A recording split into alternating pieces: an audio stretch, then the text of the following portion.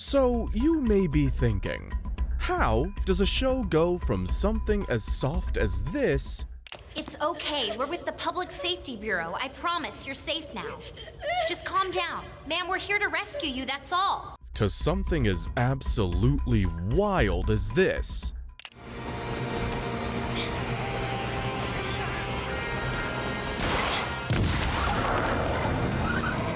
Well, it starts with three things. A system that judges you before you've done anything wrong. A gun that decides who lives and who dies. And a rookie cop who just refuses to go along with it. That's right, today we're covering the entire story of Psycho Pass. 3 seasons, 41 episodes. Let's get right into it. But before episode 1 kicks off, we really need to understand the world of the show, because it's not like anything that you've seen before. Psycho Pass is set in 22nd century Japan, and the entire country is governed by an AI network called the Sybil system. Sybil monitors every single citizen's mental state in real time, constantly scanning their psychology and producing a reading called a Psycho Pass. Think of it like a mental health report card that the government checks around the clock. The clearer your Psycho Pass is, the more stable you're considered to be. And the cloudier it gets, the more of a threat society thinks you are. Inside that reading is a specific number called a crime coefficient. This number measures how statistically likely you are to commit a crime, based purely on your current mental state. Below 80, you're fine. If you cross 100, you're flagged as a latent criminal. You push past 300 though, and you're getting eliminated on the spot. Oh, and the weapon that carries out that judgment is called a Dominator, a sidearm carried by law enforcement that scans targets in real time, adjusting its output automatically. In simpler terms, below a certain threshold, it paralyzes. Above it, it kills. Just keep in mind that the gun literally won't fire unless the Sybil system says it's allowed to. Yeah, unsettling doesn't even begin to cover it. The officers who carry Dominators are split into 2 groups. Inspectors are the senior officers who oversee operations and are considered psychologically stable enough to be trusted with authority. Well, I hope they would be. Then there are enforcers. And this is where it kinda gets dark. Enforcers are people whose crime coefficients already crossed the danger line. Instead of being eliminated, they're kept alive and put to work as the Bureau's attack dogs. They take the most dangerous assignments, go in first, do the dirty work that inspectors aren't supposed to touch. Inspectors are technically their handlers, which means law enforcement is being supervised by the very people the system already condemned. Welcome to the future. Okay, now, the very first episode is called Crime Coefficient, and it kicks off with something that immediately tells us this show is not playing around. 2 men are fighting in the upper floors of a dark tower, and one of them, a sharp-eyed, intense guy named Shinya Kogami, shoots his opponent clean through a window. The man explodes mid-air on the way down. Wild way to open a show. Watching quietly from the shadows is Shogo Makishima, a calm, almost elegant man who congratulates Kogami on his stamina. A voiceover tells us that these 2 men are connected by fate, even though this is literally the first time they've ever been in the same room. They must have realized it the moment they first laid eyes on one another. Realized that long before they had ever met, destiny had planned this encounter. The camera pulls back to reveal the Nona Tower looming behind them. The Nona Tower is the tallest building in 22nd century Tokyo and the official home of the Ministry of Health and Warfare. But underneath it, buried in the sub-basements deeper than any public blueprint shows, is where the Sybil system physically lives. That building is basically the brain of this entire society. So, seeing Kogami fight someone at the very top of it in the opening scene is not an accident. Then, we cut to the rain-soaked streets of future Tokyo and meet our main character, Akane Tsunemori, who's sprinting through a downpour on her very first day as a brand new inspector for the Public Safety Bureau.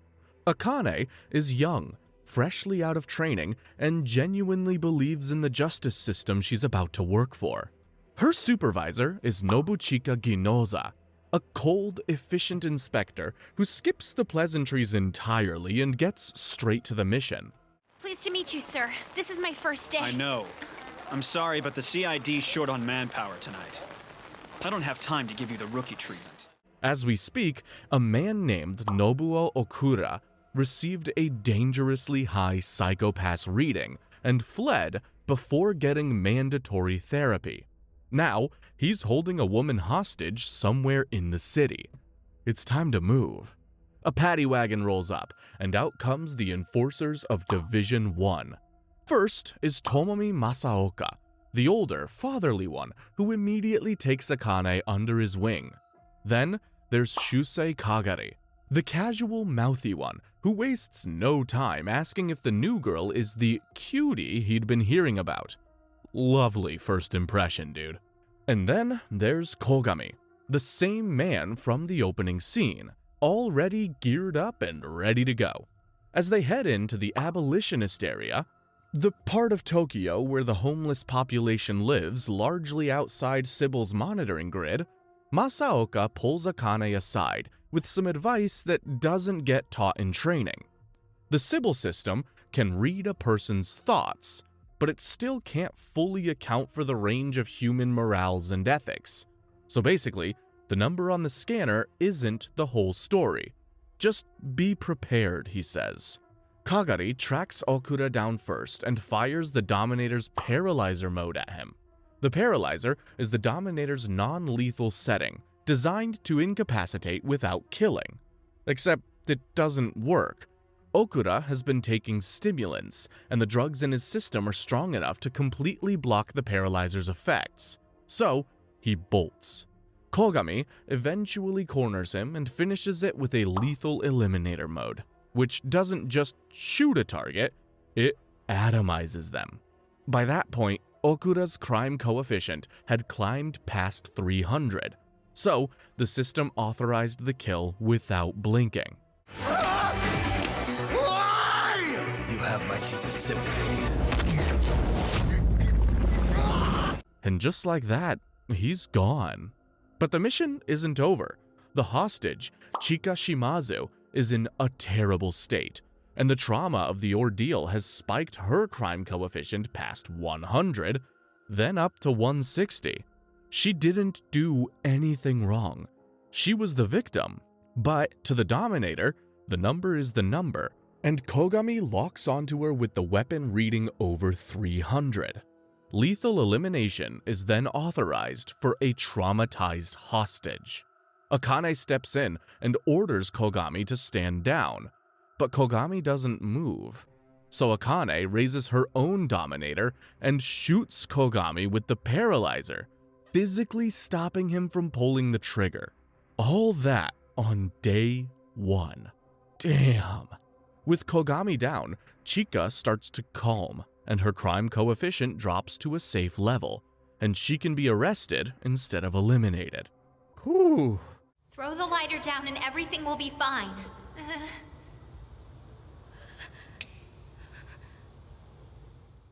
But then, Ginoza walks in. He paralyzes Chika himself without explanation and coldly tells Akane she'll need to file a full report on how she handled things. Welcome to the job, Akane. Episode 2 picks up the morning after, and Akane is running on 0 sleep. Shooting your own colleague on day 1 will do that to ya. She's spiraling, and yet her psychopath stays completely clear through all of it. Even her personal AI assistant, a little holographic jellyfish that tracks her mental state, tells her that her hue is fine. That's a big deal. In this world, stress alone can cloud your psychopaths and push your crime coefficient into dangerous territory. Most people need medication just to stay in the clear. But Akane doesn't even flinch, and that's gonna matter more than she realizes. We also get our first real look at what everyday life looks like under the Sybil system. Akane's apartment is covered in holographic technology that projects a warm, stylish living space over what is, underneath all of it, a completely bare and gray room.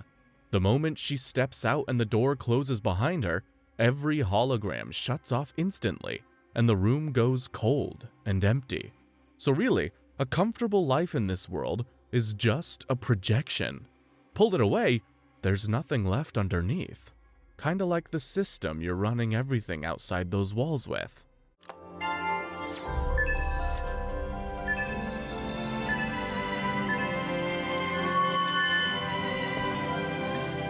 Anyway, over lunch with her friends, we get key backstory.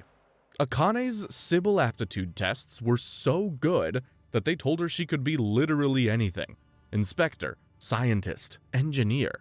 But she chose law enforcement. Her friends think that's strange for someone as gentle as she is, but really, the choice says everything about who she is. Whether this world will let her is another question entirely. Back at the bureau, we meet Shion Karanomori, the division's forensic analyst who runs the Comprehensive Analysis Laboratory. Shion is sharp, flirtatious, and completely unbothered by social norms. She's also a latent criminal, doing her time in a lab coat instead of the field. When she sees how stressed Akane is over Kogami, she softens and lets her know he'll be fine. Then, a new case drops. A man named Yamane is causing a disturbance at a shopping mall. Apparently, his girlfriend broke up with him because the Sybil system calculated she was statistically more compatible with someone else, and basically reassigned her. So now, Yamane is furious and heartbroken, and wants revenge. Akane and Masaoka head to the mall, staying incognito by wearing holographic disguise suits, making them look like giant mascot characters. Because nothing says law enforcement like a giant cartoon costume. Are you too uncomfortable? I thought you'd be okay with this. Don't all you kids love playing with holosuits? Yeah, I'm just not used to my whole body being an avatar. Masaoka handles the takedown, and Yamane is subdued pretty easily. Afterwards, though, Akane wonders what the point of her even being there was, since Masaoka did all the actual work. That's when Masaoka sets her straight. His job is to chase the target, and her job is to make sure he doesn't go too far. Enforcers think like criminals because they basically are, which is exactly what makes them effective and dangerous in equal measure. Akane is that check.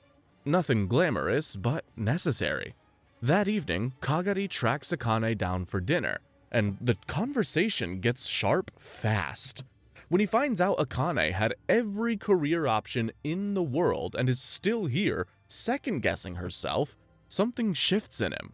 Turns out, Kagari was flagged as a latent criminal as a 5-year-old, meaning he never had any control over his own life. So the fact that Akane is questioning a choice that she freely made gets under his skin, and the man doesn't bother hiding it. Why are you looking at me like that? Do you think I'm wrong? How the hell should I know? Why would you even ask my opinion? You could have become anything you wanted. Finally, Akane visits Kogami in the hospital, braced for awkwardness. Instead, he thanks her. Sinking deeper into the enforcer role had been grinding him down, turning him into someone who just executes orders without thinking about the why. Getting knocked out of that rhythm snapped him back. He tells her he wants to work under her as a detective and not a hunting dog. It's a quiet, genuine moment, and it gives Akane exactly the clarity that she needed to file her report with no regrets. She did the right thing, and she knows it. In the next episode, we open with Kogami alone in his room, doing pull-ups in the dark like a man being chased by something he can't outrun. After the workout, he stares at a board pinned to his wall. Photos, notes, and names connected by strings. He's clearly been building a private investigation into something, and whatever sits at the center of that board is seriously consuming him. But don't you worry, we'll find out what that is soon enough. Later, Division 1 gets called out to a drone manufacturing plant in Hachioji. There, a worker named Daisuke Shioyama was found dismembered. Yeah, this show is not for the weak of stomach. At first, they thought dismembering at the plant was just an accident, but this is the third dismemberment that they've seen this year. On the way over, Akane mentions wanting to treat the enforcers as real colleagues. Ginoza shuts that down cold, telling her enforcers are tools. And the way he says it just tells you that this is definitely personal, not just policy. Oh, and another important side note about this factory. The entire plant runs completely offline. No internet, no Sybil system connection. This means the Dominators are completely useless the moment the team steps through the doors. Because the facility builds and debugs automated combat drones, management decided an internet connection would make it a hacking target. The workers also live on site, around the clock, with zero outside contact and zero entertainment. That's right, no badass recaps like this to keep them entertained. Kuraudo Goda, aka the plant manager, sees nothing wrong with any of this, especially since the Ministry of Economy controls the plant, and production comes before anything else. Masaoka and Kagari then start digging into scan data from before the plant went offline, and they suddenly spot a pattern. One worker, Yuji Kanehara, keeps switching shifts whenever his hue darkens, and his readings mysteriously clear up right after each accident. A person's hue is the color measurement of their psychopaths. Clear and bright means a stable mind. Dark and cloudy signals criminal intent or stress. If the files the chief gave us are accurate, there's only one employee here whose hue check slowly worsens over time. And every time it changes, that guy's transferred to another part of the factory to stabilize. When it comes to Kanehara, his pattern tells a very specific story. We discover that he's been brutally bullied by his co-workers, and the only relief he gets from the pressure is when one of his tormentors turns up dead. I mean, ever heard of therapy? Well, I guess they can't really do that, can they? Masaoka then presents this, backed by the data. Ginoza refuses to accept it without hard evidence though, and ends up dismissing it. But Akane quietly pulls Ginoza to the side and asks if something personal happened between him and Masaoka. So naturally, Ginoza calls her a fool to her face. But afterwards, he also authorizes the enforcers to run their plan. Progress, I guess. Kogami's plan is to privately push Kanehara to his breaking point, so his real reaction can be observed without interference. That means dragging him out of the bathroom stall where he eats alone, getting right into his face, and hitting him with the same cruelty he's been dealing with from everyone around him every single day. It's deeply uncomfortable to watch. This is where you hide, yellow-green.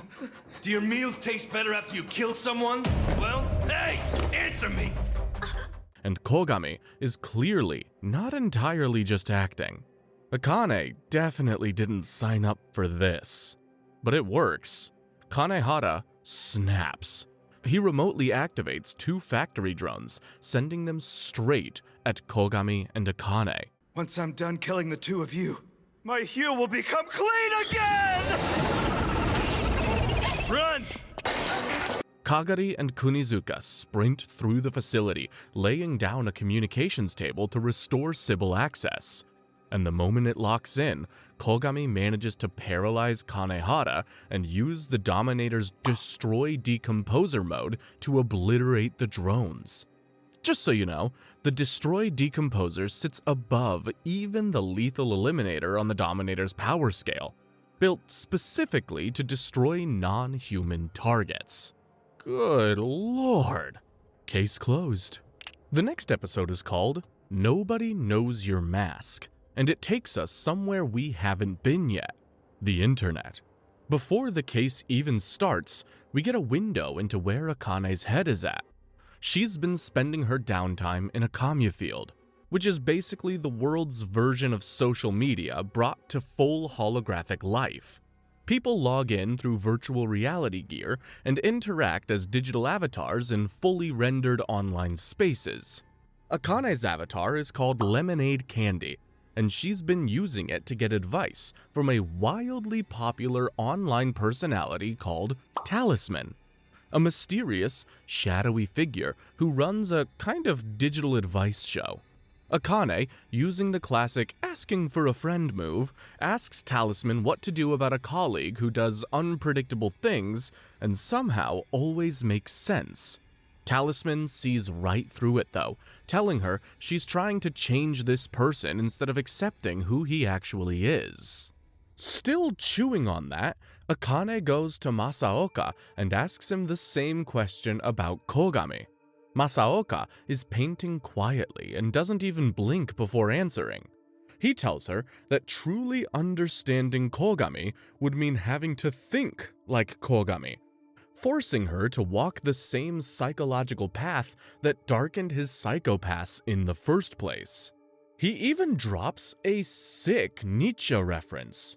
Stare into the abyss long enough, and the abyss stares back. He's not wrong, and that's the scary part. And if you can manage to accomplish that, you'll find yourself in the dog pound with us.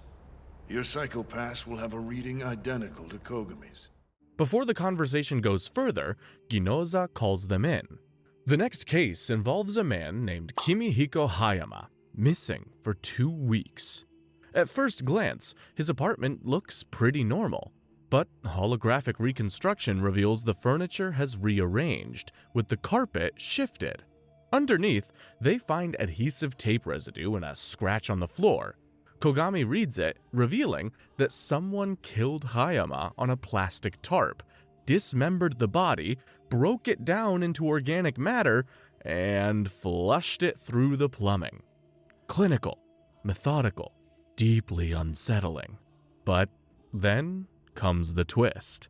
Kagari hacks into Hayama's computer and discovers that he was the real person behind Talisman, the exact avatar Akane had been chatting with that very morning. However, Hayama has been dead for 2 weeks, meaning that whoever's running Talisman right now is the killer. And just like that, the case gets a whole lot darker. What a sweet deal. Sit at home and get super paid for being popular on the net. Why the hell would you want a straight job? Only a chump would turn that down. Back at headquarters, Shion confirms Talisman is still active online, but nearly impossible to trace through multiple proxy servers. The team's best shot is drawing the imposter out in person through the commune field. That is where Spooky Boogie comes in. Spooky Boogie is a hugely popular avatar, an anarchist, cat-like figure with a massive anti-establishment following. And after recognizing Akane's Lemonade Candy avatar from school, she agrees to help. Spooky Boogie's plan is to host a real-world cosplay event at Club Exoset in Roppongi, where people wear holographic suits of their avatars. She'll then challenge Talisman to a public duel, drawing him into the open where the team can scan him with a Dominator. But of course, the event goes sideways fast. A man named Gusung Cho, working alongside the imposter, detects a Dominator signal in the club and triggers a jammer that hacks every holographic suit in the building simultaneously. This makes every single person at the event wear the Talisman avatar, helping the real imposter disappear into a sea of identical copies. What the hell just happened? Someone hacked all the holo cosplay. The suspect's gonna run. Damn it. Pull your Dominator. Then, the enforcers blow their cover trying to scan the crowd, and the whole operation collapses into a raid. Several attendees get flagged as the panic sends their crime coefficients through the roof. Exactly the kind of blunt mess Kogami warned about. But the real damage happens off the dance floor. The talisman imposter then confronts Spooky Boogie's avatar publicly, accusing her of setting them up and destroying her reputation with her own followers. She immediately logs out, and the moment she does, the killer is already in the room with her. He strangles her and disposes of her body exactly as he did Hayama's, which means her avatar, like talismans before it, will now be worn by somebody else. Judging by the way it went down, they must have been in the club before the party started. The only way that could happen was if the organizer was in on it. Looks like the killer's collecting online identities like frickin' Pokemon, using them to move through the virtual world completely undetected. And the man pulling the strings is revealed in the final shot. Standing outside the room, calm and composed, holding a copy of George Orwell's 1984, is Shogo Makishima, the same man from the very first scene of episode 1. And just like that, the season's real story begins. Episode 5 picks up right where we left off. The new Spooky Boogie avatar is still active online, but Akane doesn't know that the real Spooky Boogie, her classmate Shoko Sugawara, is already dead. Kogami does though. He's been quietly comparing speech patterns across Spooky Boogie's recorded logs and catches something off. The phrasing is slightly different. Whoever's running Spooky Boogie now is a very good imposter, but not enough to fool Kogami. This man notices everything. Seriously, I don't know what the hell I was thinking cooperating with the police. There it is. While Ginoza takes the conventional route and sends Kagari and Kunizuka to track Talisman through physical access points, Kogami goes a completely different direction. He digs through fan data across all 3 stolen avatars, Talisman, Spooky Boogie, and a third called Rainy Blue, a popular forum account that belonged to a young boy who died years ago. 3 stolen personas. The same pattern every time. A drop in popularity, followed by a sudden, miraculous comeback. And across all 3 fan bases, only one superfan consistently stopped to visit, right around the time each avatar was taken over. Someone who knew these online personalities well enough to mimic them almost perfectly. Not a hacker, just a fan. Meanwhile, Ginoza's team walks straight into a booby-trapped apartment. The explosion injures Ginoza's hand, and they come up empty. This is what happens when you don't listen to Kogami. Back at headquarters, Kogami cross-references the superfan data with Psychopath's street scan avoidance records and lands on a name, Masatake Mido, a man who's been quietly dodging Sybil system scans for years while secretly operating some of the virtual world's most popular identities. Yeah, Mido is their guy. We're pinpointing the suspect's own avatar. Yeah, exactly. Once the suspect managed to hijack the victim's avatars, he no longer had any reason to visit their commune fields with his own avatar. There's something else going on with Mido, though. We see him taking a drug injection before Cho calls to warn him that Makishima is watching and that screwing this up will have consequences. The drugs aren't recreational. Mido is chemically suppressing his own crime coefficient to stay under Sybil's radar. Smart and unhinged. Dangerous combination. Kogami, Akane, and Masaoka then track Mido to a budget hotel room in Roppongi. The moment they enter, Mido activates the room's holographic display system and turns the entire space into a disorienting geometric maze. False walls, shifting furniture, and layered illusions, all designed to prevent a clean Dominator scan. Now that firing blindly risks hitting the wrong target, the team is stuck. That's when Masaoka goes dragon mode, using his alcohol and Kogami's lighter to breathe fire at the sprinkler system. The sprinklers drench the room.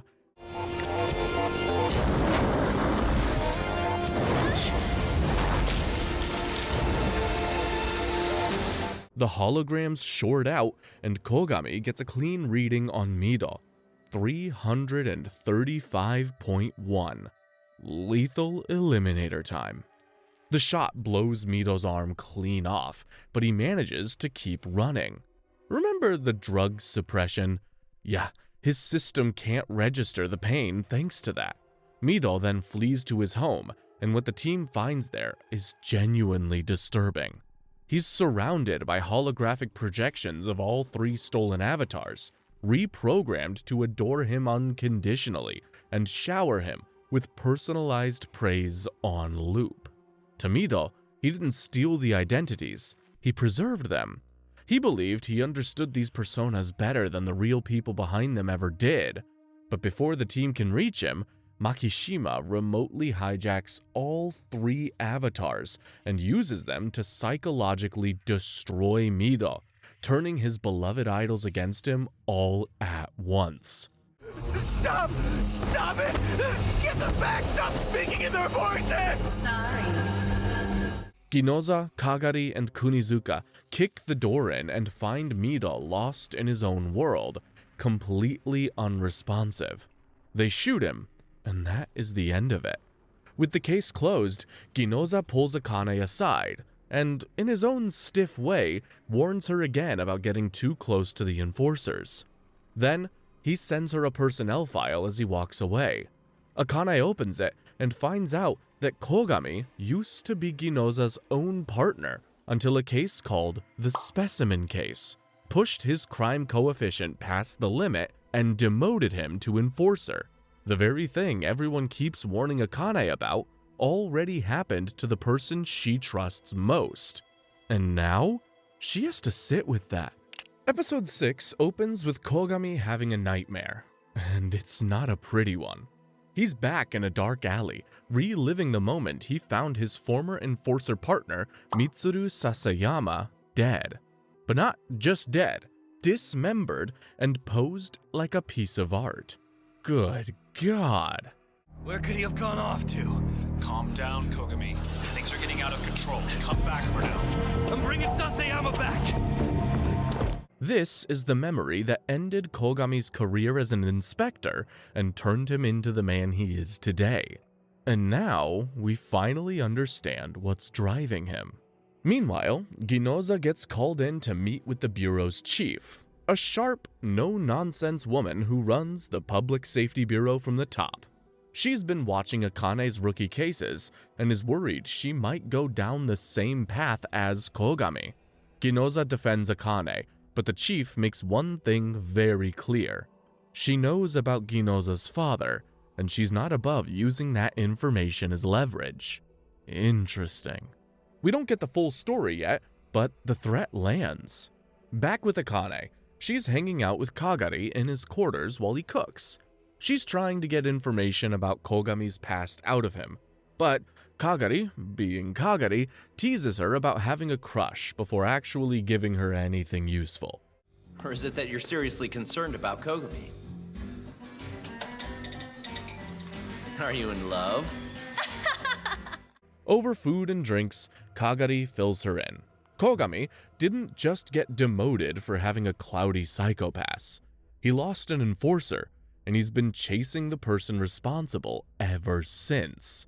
That investigation board in his room suddenly makes a lot more sense. Akane then goes to Shion and Kunizuka for more details, and Shion lays out the full story of the specimen case. A few years back, a series of plastinated human corpses started showing up displayed as art installations around the city. Plastination, just so you know, is the process of replacing a body's fluids with liquid plastic that then hardens, preserving the body in whatever position that it was placed in. And the bodies involved were eventually confirmed to be real people. Ugh. The case caused widespread panic, news blackouts, and a massive spike in area crime coefficients from the public stress alone. Kogami and Ginoza investigated together as inspector partners at the time, while Sasayama chased a separate lead involving a missing teacher named Kozaburo Toma. Sasayama never came back though, and as we know, he became the final specimen. Toma disappeared, the case went cold, and Kogami's crime coefficient climbed so high from the trauma and obsession that the system demoted him to enforcer. Now, back at headquarters, Shion drops something interesting while reviewing the Hachioji drone case from episode 3. The override code used to hack the factory drones is strikingly similar to the code used to manipulate Mito's holograms back in episodes 4 and 5. Two completely different cases, two completely different suspects, but the same technical fingerprint underneath. Those drones were supposed to be absolutely safe, and yet this memory card made them kill people. Where did you obtain it? Kogami sees it immediately. In both cases, someone had the desire to commit a crime, but not the means. And in both cases, someone handed them exactly what they needed. Someone out there is finding people with dark impulses and quietly giving them the tools to act on them. It's the same pattern as the specimen case. And Kogami is certain the same mastermind is behind it all. Ginoza, like always, pushes back for lack of hard evidence, but he doesn't shut it down entirely. Progress. And then, the show confirms that Kogami is right. We cut to Oso Academy, an elite all-girls boarding school designed to keep teenage girls isolated from society during adolescence, because apparently, puberty clouds psychopaths enough to be considered a social risk. Yeah, sure. Totally normal policy. Inside the school, a student named Rikako Orio runs the art club. She's popular, elegant, and deeply unsettling. Turns out, Rikako has been quietly identifying girls with cloudy psychopaths and drawing them in with philosophical conversations about art, beauty, and suffering. The person that you long to be, your true worth in this world. Don't you want to at least try to discover that? We then see her lure one vulnerable girl into her orbit, and by the end of the episode, that girl ends up posed and displayed at the center of a public fountain in the same style as the specimen case victims. What the hell? Whoa, that's creepy. Is that a doll? And standing right behind Rikako, guiding her every move, is Makishima. He's not just finding criminals, he's creating them. The next episode begins with Rikako visiting her father at the hospital.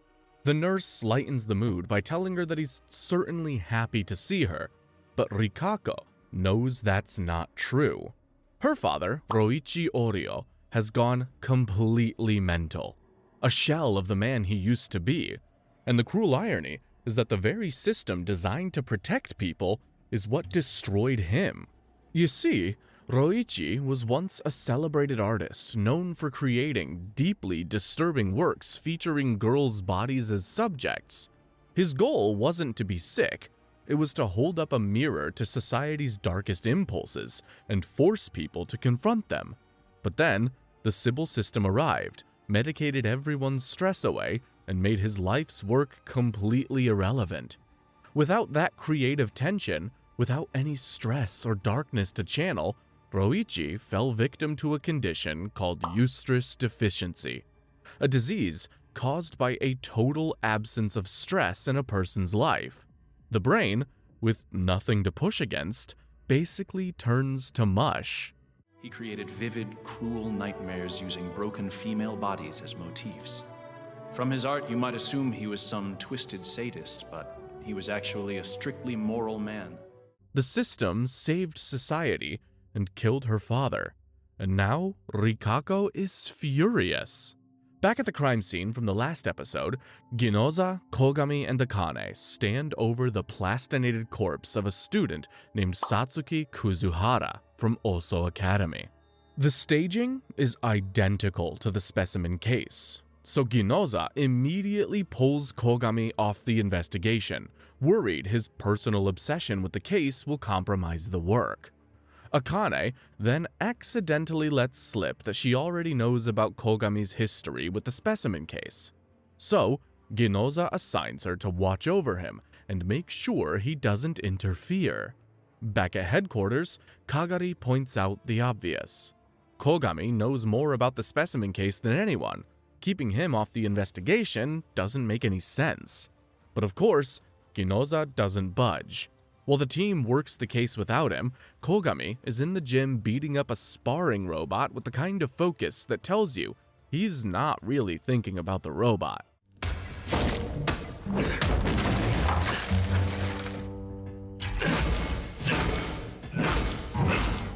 Akane asks why he trains so hard when the Dominator already does most of the work. Kogami tells her that's exactly the point. A weapon being powerful doesn't remove the responsibility from the person holding it. The person still has to be worthy of that power. Say what you want about him, but that man has a code. After training, Kogami opens up to Akane about Sasayama. He describes his former enforcer partner as a violent, womanizing, completely inappropriate man who was somehow still one of the funniest people he had ever known. And he didn't deserve what happened to him. Then, Kogami shows Akane the only piece of evidence he has from the original specimen case. A single, blurry photograph that Sasayama took before he died. The file name Sasayama saved it under was Makishima, and now Akane knows exactly who they're after. Analysis showed that before Sasayama was turned into a plastic specimen, he was dismembered while he was still alive. He felt every cut.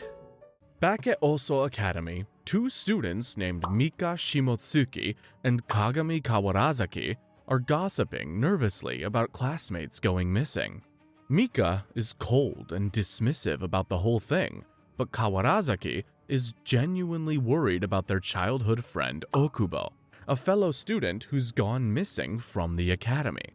Mika tells her to go ask Rikako, since Rikako and Okubo seemed so close. So, Kawarazaki does exactly that, which turns out to be a catastrophic decision.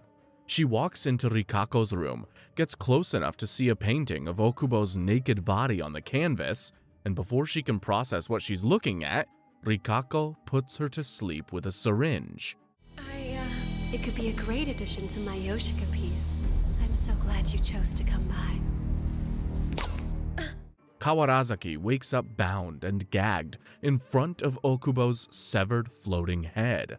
Rikako announces that the theme of her next artwork will be the touching reunion of two childhood friends. Good lord! The school is under lockdown, and the investigation is heating up. Kogami, still technically benched from the case, pulls Akane aside and shares his read on things. The new killer's methods are too clean, too personal, and too focused on beauty. The specimen case murders were deliberately provocative, designed to shock society into confronting something. These new ones feel different, more like an obsession than a statement. To put it short, same genre, different author. That tells him the killer is someone inside Oso Academy itself, not Toma or anyone connected to the original case. Sasayama's death was just as gruesome, but each time the killer seemed to be sending a very specific message about the victim. It was sick, but literal enough for anybody to figure it out. To confirm his theory, Kogami takes Akane to a high-security prison to visit an inmate named Koichi Ashikaga, a heavily tattooed man who happens to be one of the most knowledgeable people alive when it comes to dark and transgressive arts. Kogami describes the staging of the recent murders, and Ashikaga identifies the style almost immediately. It matches the work of Roichi Oryo, the artist from episode 7, whose entire career was built around using girls' bodies as disturbing artistic subjects. Akane pulls up the case files right there in the prison, and Rikako Oryo's name comes up instantly. And there it is. Kogami and Akane rush back to Oso Academy and find Rikako in the art room.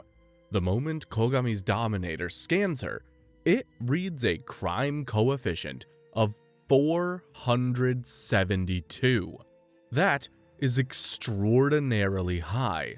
For reference, Most lethal eliminations happen at or just above 300. Crime coefficient 472. Enforcement mode. Yeah, she cray-cray. Kogami moves to fire, but a teacher rushes in and physically stops him, panicking at the sight of a weapon aimed at a student. And that hesitation is all Rikako needs. She slips away into the school's hidden corridors, helped by Cho, who's disguised as a staff member and has been operating inside the academy this entire time. Division 1 tracks Rikako's movements through security footage and eventually storms the garbage disposal facility on campus grounds. What they find there is her latest installation. 2 more students, plastinated and posed. Yikes. The team now has the full picture of what Rikako has been doing, but she's already gone. Back at headquarters, Kogami notices something in the security footage. Someone had been deliberately erasing recordings from the art room. The room where Makishima met with Rikako disguised as a teacher under the name Shibata Yukimori. It was covered up carefully, but not carefully enough. Kogami manages to recover a damaged audio file from the deleted footage, and Makishima's name is heard clearly in the playback. It's the first hard evidence linking Makishima to any of this. Meanwhile, Makishima calls Rikako directly. He's calm and polite about it, which somehow makes it worse. He tells her she's been a disappointment, quotes Shakespeare, and hangs up. Well, if you don't realize what you've done wrong, you certainly can't discuss it. My fears have sadly come true. Your growth has stunted. Then, Rikako, fleeing from the school's underground passages, suddenly finds herself being chased by robotic attack dogs released on Jokyu Senguji's orders. Senguji is a wealthy and influential businessman who's undergone so many cybernetic enhancements that he's now more machine than human, and a close associate of Makishima. She steps into a trap, injures herself, and finds Senguji waiting for her with a shotgun and no particular expression on his face. Before she dies, she gets one last line in. She tells Senguji that Makishima will throw him away too when he gets bored of him, just like her. But Senguji isn't bothered. He explains the difference calmly. Rikako was just a fox, someone who could do a few clever tricks. He, like Makishima, gets to enjoy the entertainment. Cold. And with that, she's gone. The next episode is called Fruit of Paradise, and it picks up right after the chaos of episode 8. Ginoza, in a rare moment of humility, pulls Kogami aside and apologizes for benching him from the Rikako case. Kogami, to his credit, accepts it without making a big deal. Unexpected from both of them, I gotta be honest. Meanwhile, Akane catches a news interview with Senguji, the same man who sent the robotic attack dogs after Rikako in the last episode. He's revealing publicly that he's undergone so many cybernetic enhancements that he's now more machine than human. His construction company, Teito Network, specializes in underground development, which explains how he's been quietly building private spaces beneath the city without anyone noticing. Long as I keep my brain stimulated, I'll be able to squeeze plenty of life from it. Enough, I believe, for them to find a cyberization breakthrough in the meantime. Senguji talks cheerfully about longevity, immortality, and how humans and machines aren't really so different. Charming guy. Kogami then takes Akane out to meet someone. His former criminal psychology professor, Joji Saiga. A sharp, quietly brilliant man who can read a person's entire life story from 10 minutes of observation. Within moments of meeting Akane, Saiga is already rattling off accurate details about her upbringing and personality. It's impressive and deeply unsettling at the same time. There, Kogami has 2 requests. First, give Akane a crash course in criminal profiling, aka the art of creating a psychological portrait of a criminal from their behavior and methods.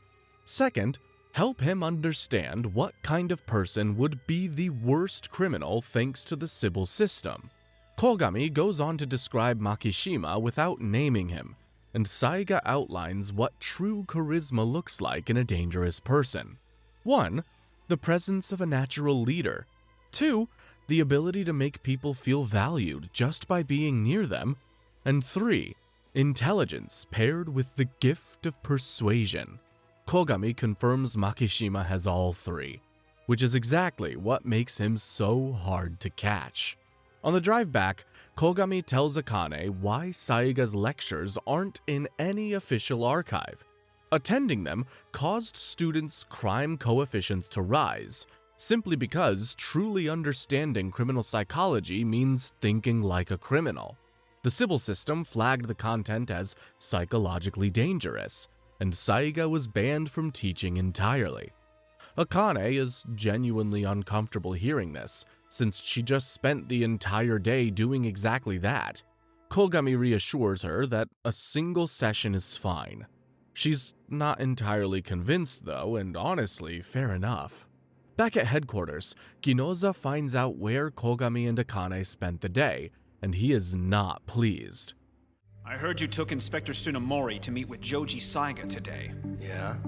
I asked Kogami to take me there, sir. What are you thinking, Kogami? Trying to drag her down into the mud? Ginoza insists that inspectors should never need to understand criminal minds, because that's what enforcers are for. Akane fires back that dismissing the enforcer's insights isn't good teamwork, it's just pride. Ginoza snaps and tells her she's a child. And that's where he loses the room. Masaoka pulls Akane aside afterwards and gives her the context she needs to understand Ginoza. When the Sybil system was first introduced, there was no inspector and enforcer divide yet. Regular detectives handled everything, and many of them ended up with dangerously clouded psychopaths from the nature of the work. Ginoza's own father was one of them, a detective whose hue darkened during that transitional period and who ended up classified as a latent criminal. Ginoza watched that happen to his father, then watched it happen to his partner Kogami, and has been terrified of it happening to anyone else ever since. His coldness isn't cruelty, it's fear, just wearing a very stiff suit. And while all of this is playing out, Makishima is having dinner with Senguji. The conversation takes a very sharp turn. Senguji mentions that Makishima's face lights up every time Kogami's name comes up, and Makishima doesn't deny it. He tells Senguji he's arranged something special for him, a hunt, and the prey is Kogami. To maintain a healthy mind and body requires some sacrifices, particularly the lives of others. The cat and mouse game just got a lot more personal. The next episode is called Methuselah's Game, and it wastes absolutely no time. Akane gets a late-night message from her friend, Yuki Funahara, and by the next morning, Yuki is missing. Kogami takes one look at the situation and calls it immediately. It's a trap, and it's meant for him. Someone used Yuki to pull Akane into contacting Kogami, and now the bait is set. Kogami's plan is simple. He goes in alone while Akane stays back and coordinates support. He asks for a weapon. Akane authorizes it on her inspector credentials, and he heads in. I'll go in and check it out. You wait here. But if this is a trap, you'll be in danger. That's why you stay out. If we both got snagged in there, no one would know we were in trouble. The trap leads Kogami to an abandoned section of the city, a ghost town of rusted signs, flooded roads, and dead streetlights, completely cut off from the Sybil system's monitoring grid. This is Senguji's hunting ground. The man has been secretly using his construction company's underground development projects to build a private arena right beneath the city. A place where he can drag targets out of society's protective bubble and hunt them like animals in the dark. Senguji is a cyborg who's replaced most of his body with machinery, but he still can't satisfy himself hunting simulations. He needs the real thing, and what excites him most is hunting someone who fights back. I do not know how much longer I'm going to be able to stand this guy. Kogami then finds Yuki on a train car in the underground tunnels.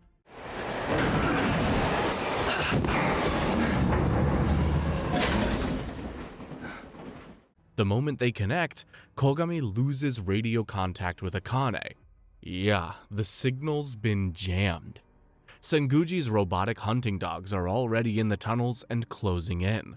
Kogami keeps Yuki moving, avoids the mechanical traps planted throughout the underground, and takes down one of the drones with his bare hands and the limited equipment he was authorized to carry. The whole time, Makishima watches from above, completely fascinated. This isn't a hunt to him. It's an experiment. He wants to see what Kogami does when the rules are stripped away and survival is all that's left.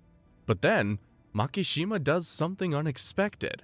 He quietly rigs the situation to give Kogami a fighting chance, planting enough materials in the tunnels for Kogami to piece together a makeshift transponder. A transponder is a signaling device that, once activated, broadcasts a location.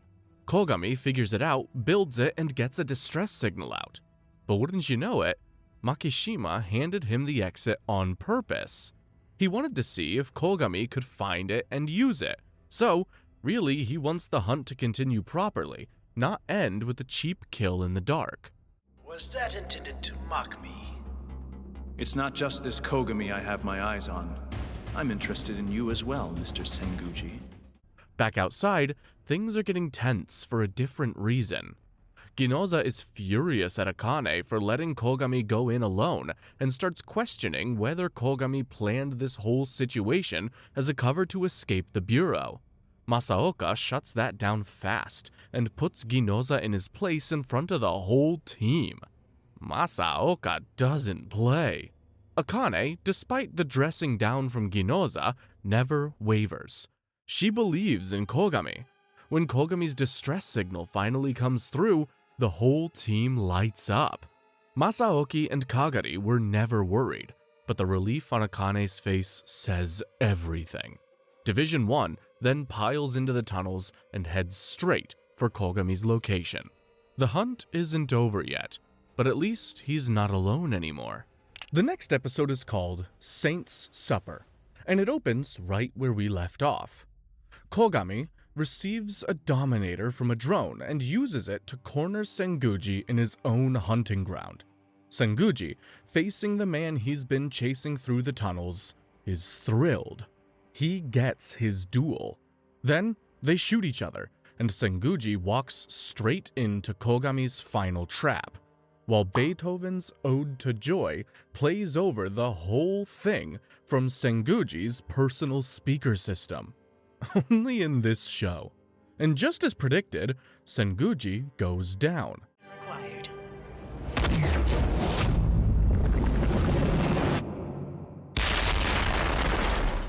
Kogami is wounded, but thankfully alive. The win is short-lived though. Makishima, who never fled like everyone thought he did, appears out of nowhere and snatches Yuki before Kogami can react. And Kogami is too badly wounded to chase them. Masaoka and Akane arrive moments later and find Kogami on the ground. Masaoka immediately starts treating his injuries. Akane, seeing Yuki is gone, takes off after Makishima alone. Everyone watching this knew this was a terrible idea. Akane eventually catches up to Makishima in the tunnels, and this is the first time Akane has stood face to face with the man behind everything.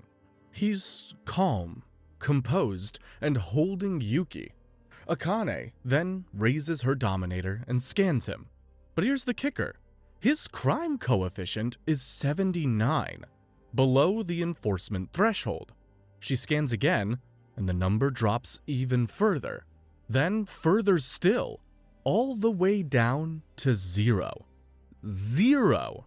The Dominator won't fire. It literally cannot authorize enforcement action on a man with a crime coefficient of 0, no matter what he's done or what he's holding in his hands right now. Crime coefficient under 50. Enforcement action not required. Trigger will remain locked. Makishima uses the moment to explain himself, unhurried and almost philosophical about it. He tells Akane that the Sybil system measures mental state, stress patterns, and psychological instability. What it can't measure is a person's will. If someone is in perfect psychological health and simply chooses to commit a crime out of their own free will, the system has no way to detect it. Apparently, his psychopath has always been pure white, and not because he hides it or suppresses it chemically like Mito did, but because he genuinely registers as psychologically clear no matter what he does. Makishima then does something that makes this scene genuinely horrifying. He hands Akane Senguji's shotgun and steps back. He tells her that if she truly wants to stop him, she can. The Dominator isn't going to work, but this definitely will. Akane then grips the gun with Yuki just a few steps away and Makishima right in front of her. And yet, she freezes, because she's never actually killed anyone before. This isn't a Dominator with a system authorization that she can hide behind. This is a choice that she has to make with her own hands, and she can't bring herself to do it. As she hesitates, Makishima kills Yuki right in front of her. Crime coefficient 0. No enforcement action required. Trigger will remain locked. Yuki, no! Damn. Outside with the medics, Akane is still shaken as she explains what happened. The Dominator is useless against Makishima, and his crime coefficient doesn't register. The system that's supposed to protect everyone, the one that she has trusted since day one, can't touch the most dangerous man she has ever faced. Everything that they thought they understood about how the Sybil system works begins to fall apart, and Akane has to carry the weight of Yuki's death, knowing she had a chance and couldn't take it. The next episode is called Devil's Crossroad, and it's a full flashback episode set 3 years before the start of the series. We're stepping away from the present case entirely to find out how one of Division 1's quietest members ended up where she is. This is Kunizuka's episode. 3 years ago, Yayoi Kunizuka was in a rehabilitation facility waiting to be cleared. Turns out, her crime coefficient sat at 118, just above the flagged threshold, and she was later institutionalized because of her ties to unauthorized music. Side note, in this world, all art requires prior approval from the Sybil system. Music that doesn't pass that filter is considered psychologically destabilizing and is essentially banned. Cue the rock music! And for all our guests who are latent criminals, keep working to purify your hues. A pure hue shall set you free. Kunizuka was a gifted guitarist who got too close to the wrong crowd and found herself stuck in rehab, trying to prove that she was stable enough to be released. And there, the one thing she wanted more than anything was a simple pack of guitar strings. Just to play again. That is all. That's when Kogami and Ginoza walked in to recruit her. This was a younger Kogami, still an inspector, accompanied by Ginoza and their enforcer partner Sasayama, the same man whose death later broke Kogami completely. Sasayama here was also younger, louder, and immediately recognizable as a rougher version of Kagari. The case they needed Kunizuka's help with involved a series of psychopath scanner destructions happening in an area she knew well from her music days. She refused at first though, not ready to get involved in anything that could cloud her hue further and delay her release.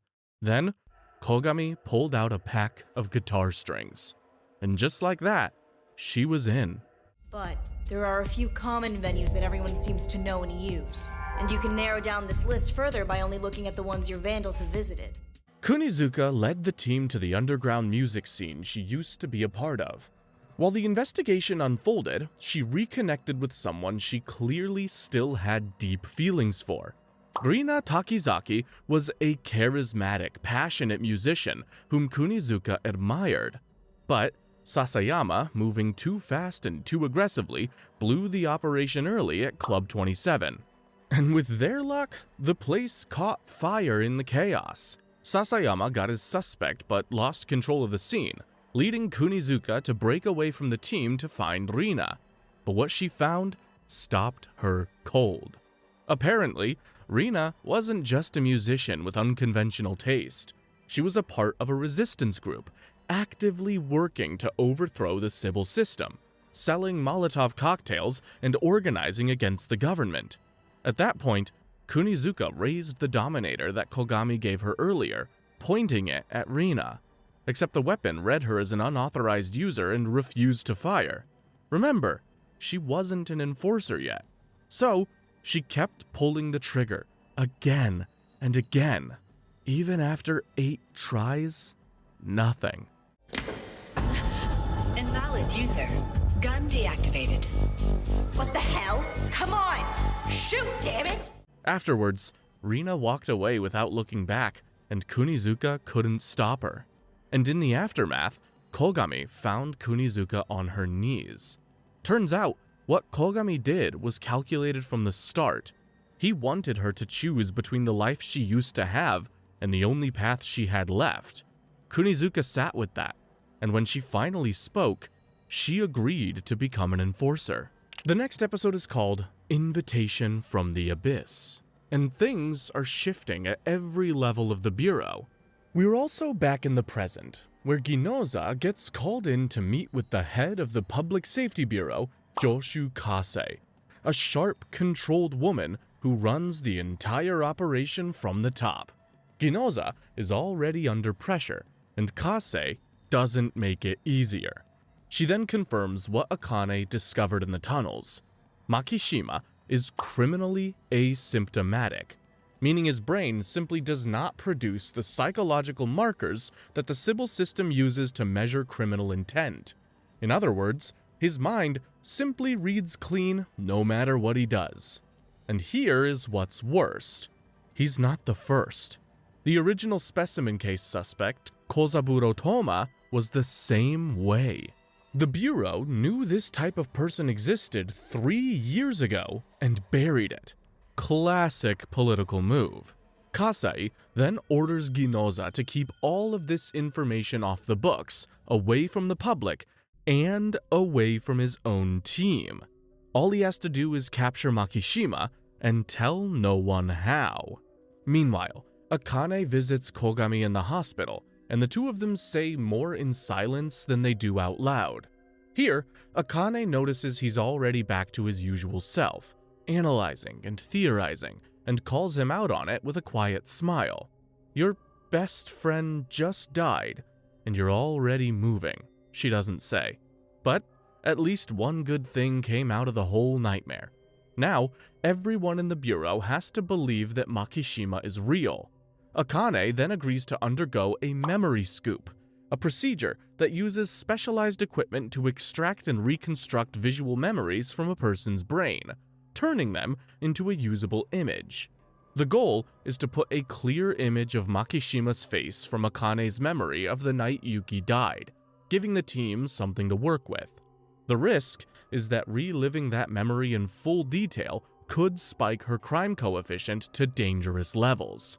Everyone around her is worried, with Shion and Ginoza both warning her, but Akane goes ahead anyway. She is done playing it safe. The procedure forces her to relive the entire encounter moment by moment, including the instant she couldn't pull the trigger. It nearly breaks her, but somehow her psychopath holds as they successfully obtain the image. After the procedure, Ginoza takes the psychiatrist's advice and goes to talk to someone. That someone is Masaoka, and that matters more than it looks on the surface, because Masaoka isn't just a colleague of Ginoza's, he's his father. Apparently, Masaoka's psychopaths clouded during the early days of the Sybil system, when the inspector and enforcer divide didn't yet exist, and detectives handled everything themselves. He ended up classified as a latent criminal, lost his family, and became an enforcer. Ginoza grew up watching it happen, spending his entire career terrified of the same fate. And now, he's watching it happen to Kogami, and possibly to Akane. Man, this guy's really going through it.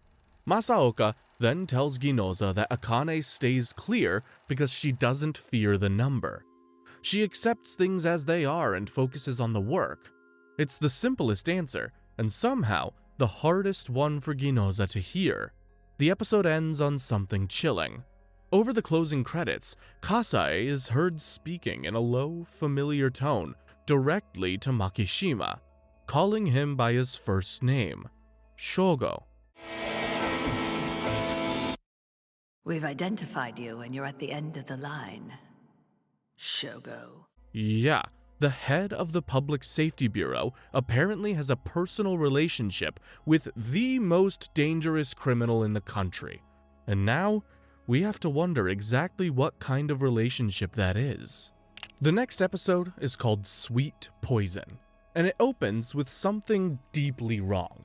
A helmeted figure walks into a pharmacy, kills the staff, and walks out with no alarms, no Dominator response, and no crime coefficient spike. The scanner reads the person as completely clear. How? A few hours later, the same helmeted figure beats a woman named Hiroko Fuji to death with a hammer in broad daylight, in front of a whole crowd of people. And you'll never guess, the crowd just watches. Some of them even have their phones out, but nobody intervenes or panics. Apparently, thanks to the Sybil system telling people for decades that violent crime is essentially impossible, nobody even recognizes what they're seeing. That detail is more disturbing than the murder itself somehow. Division 1 arrives at the scene, and the team runs into an immediate wall. The helmeted attacker's crime coefficient never actually triggered enforcement. So, Kagari voices what everyone's thinking. Did somebody crack the Sybil system? But don't worry just yet. The system itself wasn't breached. Something else was happening. Meanwhile, Makishima watches everything unfold from a distance with quiet satisfaction, taking a phone call and casually hinting that this is only the beginning of something much bigger. Soon after, copycat incidents start appearing, including a street gang wearing similar helmets to pull off an armored car robbery. Kogami works the case from the inside out and tracks down the original attacker. His name is Junmei Ito, a 28-year-old man with a personal grudge against Hiroko Fuji. Finding Ito leads them to his apartment, which is exactly the kind of obsessive hate-filled space you'd expect from someone who planned a public murder. And inside it, the secret of the helmets becomes clear. The helmets don't suppress a person's crime coefficient, they copy it from someone nearby. So, whoever's wearing the helmet gets their psychopath's reading replaced in real time by the clean, stable reading of an innocent bystander. In simpler terms, Makishima didn't crack Sybil, he found its blind spot and handed it to all kinds of violent people. Kogami and Masaoka then chase Ito into an abandoned warehouse, with Shion cutting off his escape routes with drones. When the Dominator finally gets a clean scan on Ito, it authorizes enforcement, and both Kogami and Masaoka fire. Ito goes down. Case closed. Trigger safety now released. Oh, gee, how kind of you. And while the team wraps up the case, Makishima is already moving to the next phase. He surveys a truck loaded with dozens of these helmets and walks away without a word. The next episode is called The Town Where Sulfur Falls, and the city is coming apart at the seams. Footage of the helmet killings has spread across the internet, and the public has completely lost its mind. People are rioting in the streets, some of them wearing the helmets themselves, committing crimes they'd never have dared to before, all because the helmets hide them from Sybil. Others are even attacking people they suspect of being a helmet wearer, all in the name of self-defense. Yeah, misinformation is running rampant. Decades of Sybil keeping everyone safe have left them completely helpless for a moment like this. And thanks to this, the Bureau scrambles. Every available team gets deployed to suppress riots across the city one by one. It's exhausting and slow, and Kogami is already suspicious that this was exactly the point. He and Akane talk it through on the way to the first riot. Makishima has never done anything without a larger purpose. Mindless chaos isn't his style. The riots are loud, visible, and demanding every resource the Bureau has. Which means, whatever Makishima actually wants to do, he wants to do it while everyone is looking the other way. So you gotta wonder, what is he pointing them away from? Meanwhile, Makishima and Cho are running their own operation entirely.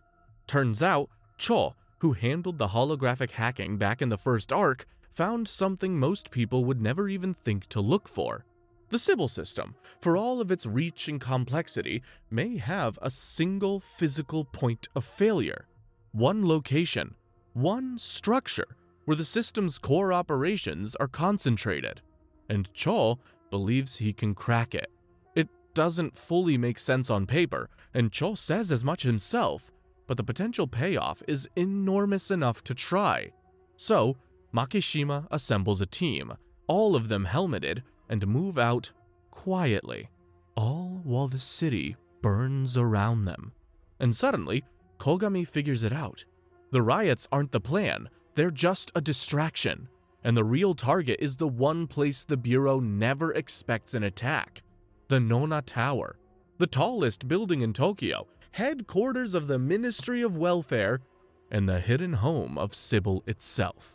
So, Kogami, Akane, and Kagari break away from riot suppression and head straight for the tower. The riots are nothing but a diversion. Come on! Are you telling me you left your post based on groundless speculation? People's lives are at stake! Everything has been leading here.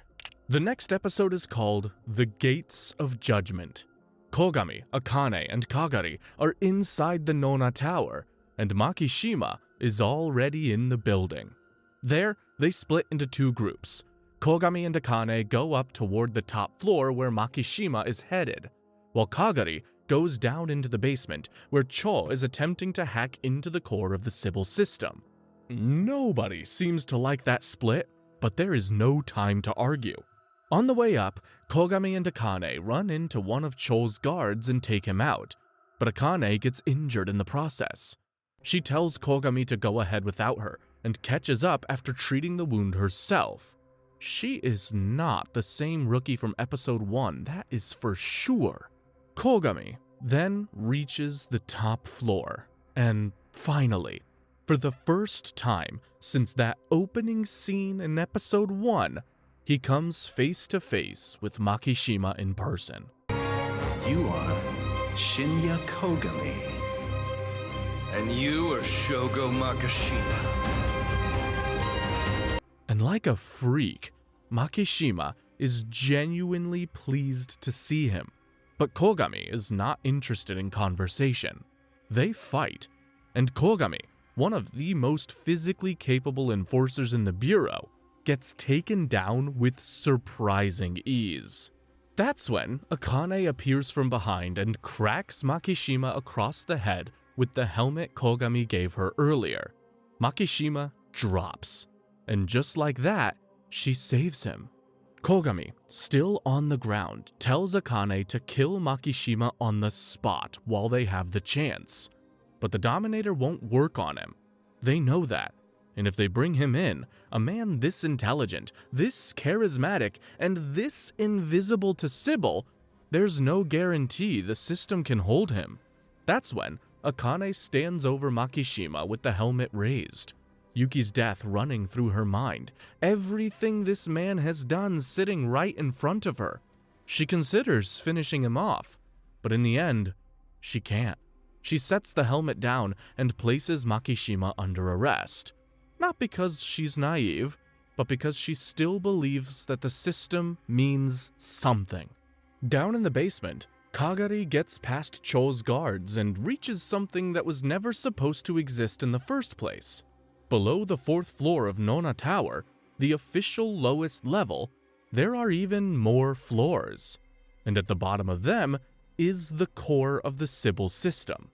And Cho is already there, filming everything on his phone. He tells Kagari there's no need to physically destroy Sybil. Just releasing the footage to the public will be enough to bring the whole system down.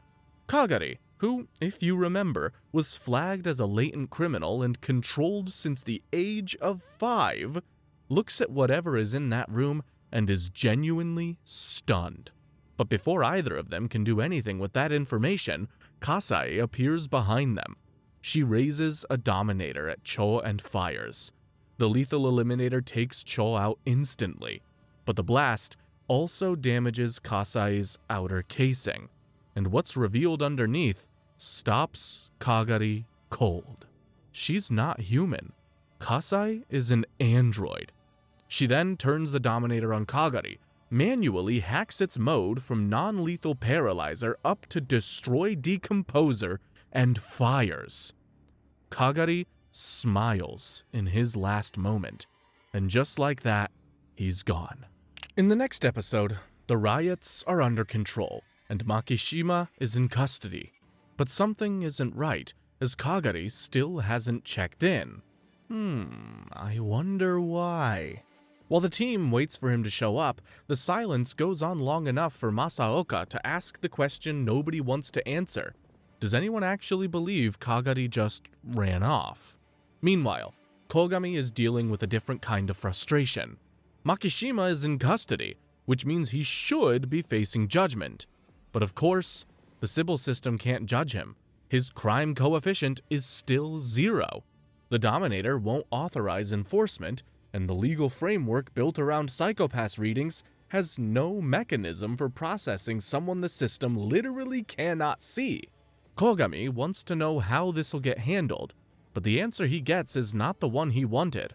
Kasai calls Ginoza in and strips the Public Safety Bureau of its authority over Makishima's case entirely. And with that, the investigation is over. Someone else is taking over from here, making Ginoza and Kogami furious. As a parting shot, Kasai also orders Ginoza to open an investigation into Kagari's disappearance, framing it as a potential desertion. She knows exactly what happened to Kagari. She ordered it, and now she's using his disappearance as a weapon against the very people who are grieving him. That is cold, even for Sybil. Then, the episode pulls back the curtain on everything. Kasai visits Makishima aboard the aircraft transporting him to the Ministry of Welfare, and Makishima, sharp as ever, clocks immediately that something is off about her. She then reveals that the person currently inhabiting Kasai's cybernetic body is Kozaburo Toma, the missing teacher from the specimen case 3 years ago. The same man Sasayama died chasing. Toma's brain has apparently been excised from his original body and housed inside Kasai's android shell, where he operates as one of Sybil's controlling consciousnesses. Oh, and here is finally the truth about the Sybil system. The truth that Kagari died seeing. Sybil isn't an AI. It's not a program. It is a network of living human brains, all of them belonging to criminally asymptomatic individuals. People exactly like Makishima, who were captured, had their brains surgically removed, and were integrated into a supercomputer that now runs an entire society. And just when you think this show couldn't have gotten any more messed up, Toma invites Makishima to join them. He frames it as the highest honor, the ultimate form of existing beyond normal human limitation. Makishima listens to the whole pitch with obvious disgust, and then, without much fanfare, kills Toma and escapes from the aircraft, taking him to the Ministry of Welfare. Before completely going off-grid though, Makishima makes one phone call to Kogami. He doesn't say much, just enough to let Kogami know he's out, and to drop a major truth bomb. The Sybil system is not something worth risking your life for. Hope you don't mind me calling so late. This is Shinya Kogami's number, right? And then he hangs up, and Kogami has to decide what to do with that. In the next episode, Makishima is gone, and the Bureau has lost all authority over his case. Kogami figures out quickly that someone in the Ministry of Welfare was trying to use Makishima, and Makishima flipped it and used them instead. That's why the case got pulled. That's why someone is so desperate to get him back alive. Kasai removes Kogami from the investigation entirely and orders him to stay inside the Bureau building. He's too close to Makishima and too likely to kill him on sight. Kogami doesn't argue. He just goes quiet, which is somehow more alarming. Ginoza, watching all of this, tries to find a workaround.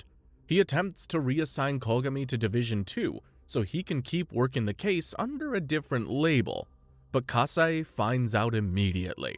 Her response is to hack Ginoza's Dominator remotely and force its mode from non-lethal Paralyzer all the way to Lethal Eliminator. Then, she orders Ginoza to kill Kogami on the spot. Enforcement mode.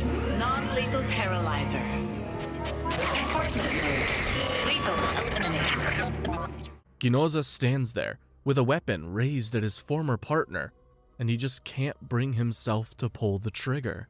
But before he has to make that choice, Akane raises her own Dominator and shoots Kogami with the Paralyzer, knocking him out cold. She then turns to Ginoza, telling him his Dominator is probably malfunctioning. It's clearly not, though, and everyone knows it. But it's enough of a technicality to end the standoff. Kogami wakes up later in the hospital, with Akane asleep in a chair beside him. She's been there the whole time.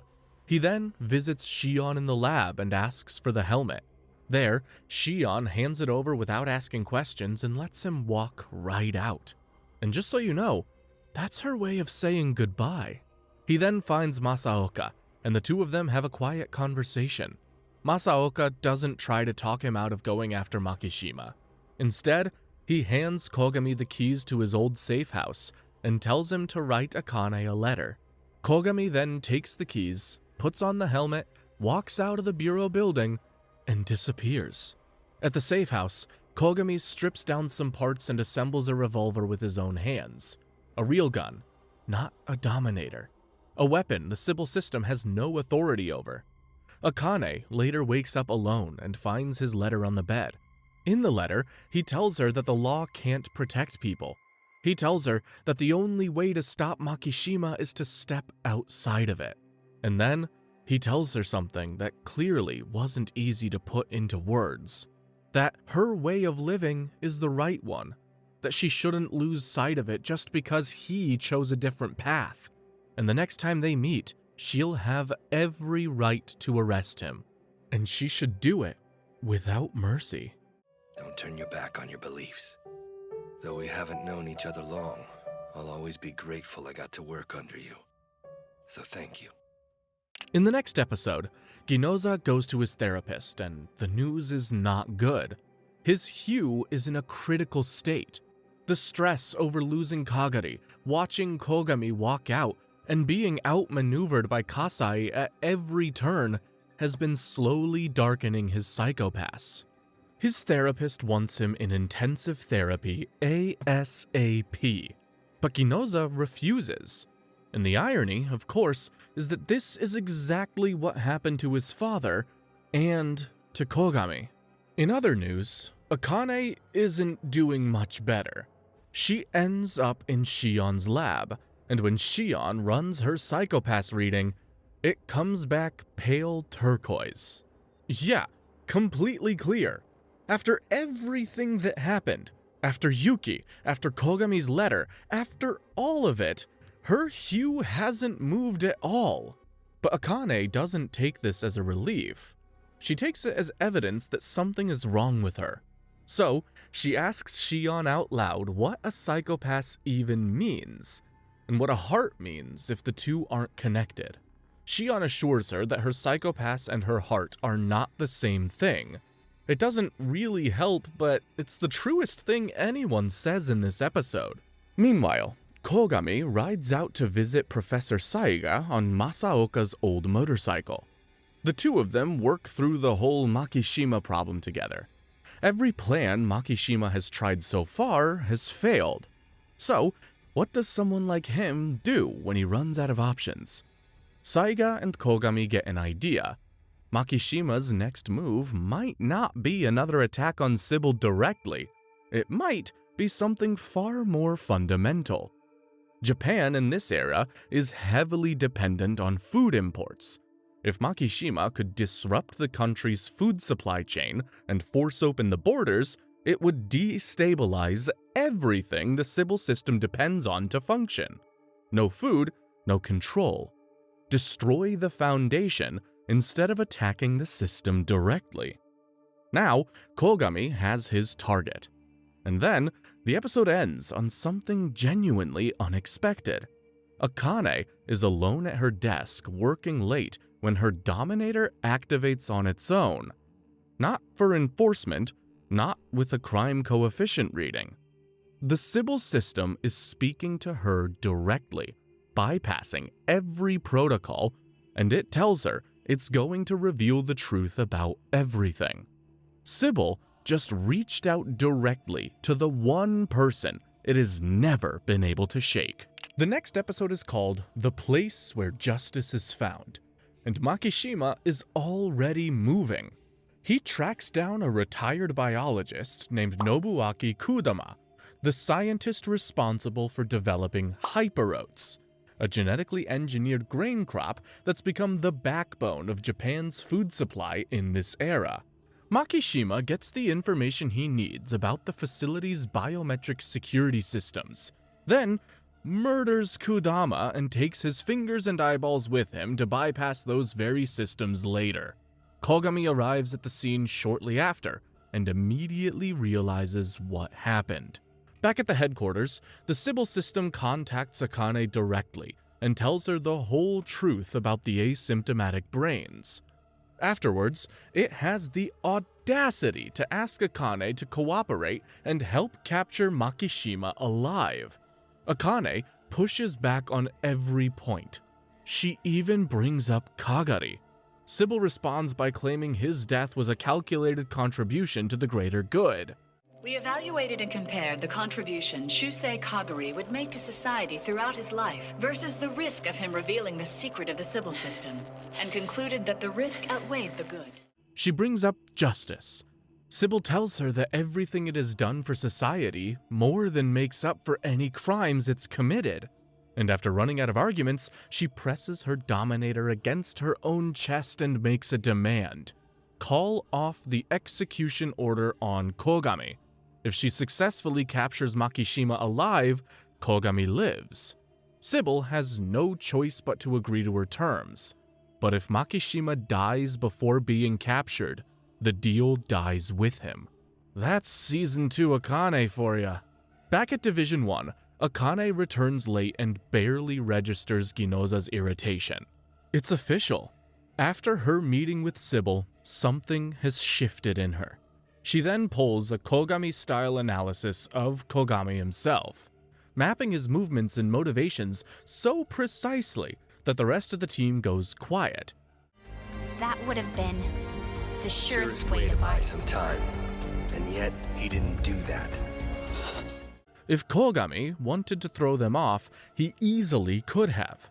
The fact that he left a clue at all means he's more afraid of Makishima escaping than he is of the Bureau catching up to him. She then finds his message in the air pipe almost immediately. The student has become the detective. The team now knows where Makishima is headed, and Kogami is already right behind him. The next episode is called Blood-Stained Reward, and everyone is converging on the Hyperoats facility at the same time.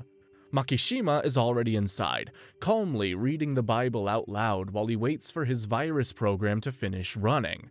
Man, can this guy get any more cryptic? Kogami is outside in the oat fields, crouching low, trying to find a way through the facility's security without getting caught. Division 1 arrives by helicopter shortly after. And trust me, nobody is ready for what this episode is about to do. Kogami calls Akane and tells her they need to cut the main power to the facility. Officially, it's to stop Makishima's program from completing. Unofficially, killing the power also kills the security systems, letting Kogami slip inside. Akane knows exactly what he's really asking, and she does it anyway. Before the team moves in, she has one more conversation with the Sybil system through her Dominator. She argues that Makishima's crime coefficient is unreadable.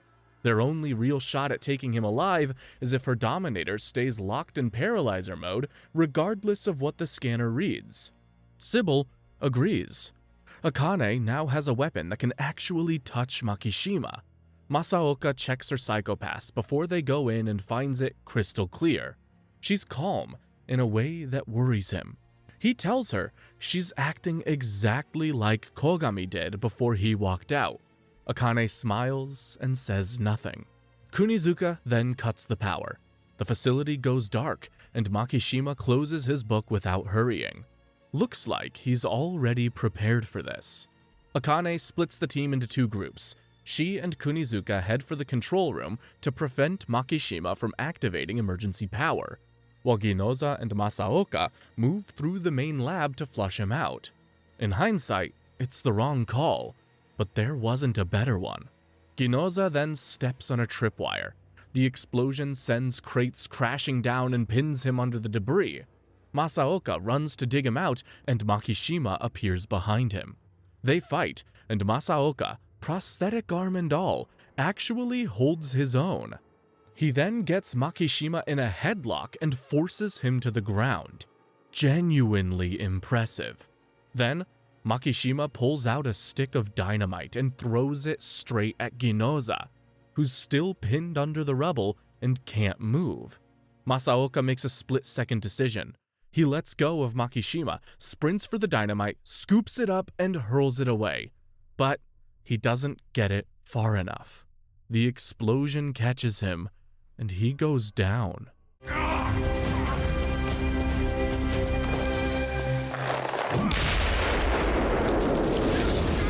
Ginoza drags himself from the debris, crushing his arm in the process, and crawls to where Masaoka has fallen. Kogami arrives moments later, shoots at Makishima, and misses. He sees Masaoka on the floor and stops, just for a second. And then he keeps running, because stopping wouldn't save anyone. Ginoza then kneels beside his father to hear Masaoka's last words. Too bad he couldn't hear them well. Later, Kogami finally catches up to Makishima in the facility's lower levels. There, after a brief exchange of words, Makishima knocks the revolver out of Kogami's hand with a razor blade.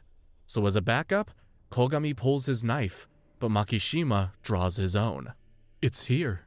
The battle we've all been waiting for. The final episode of Season 1 is called Perfect World, and it earns every second of that title. Kogami doesn't underestimate Makishima this time, and he gets in a deep gash across Makishima's chest. Then, Akane sets off a flash grenade to stop them both, and Makishima slips away in the confusion. She's not about to let Kogami become a killer if she can help it. Akane then takes Kogami's revolver and hands him her Dominator instead, locked in paralyzer mode with the safety off. If he tries to kill Makishima, she'll shoot him in the leg. After Kogami agrees, they move through the facility searching for Makishima. Kogami asks Akane why she still believes in a law that couldn't touch Makishima and never will. Her answer reveals that the law doesn't protect people, people protect the law. In other words, it's not about the system, it's about the people who choose every single day to hold the line. And after that crazy and badass line, a truck reverses directly at them, and Makishima guns the engine. Kogami dodges as Akane grabs the back of the truck and holds on. While hanging off the side of the moving truck, Akane shoots out a tire.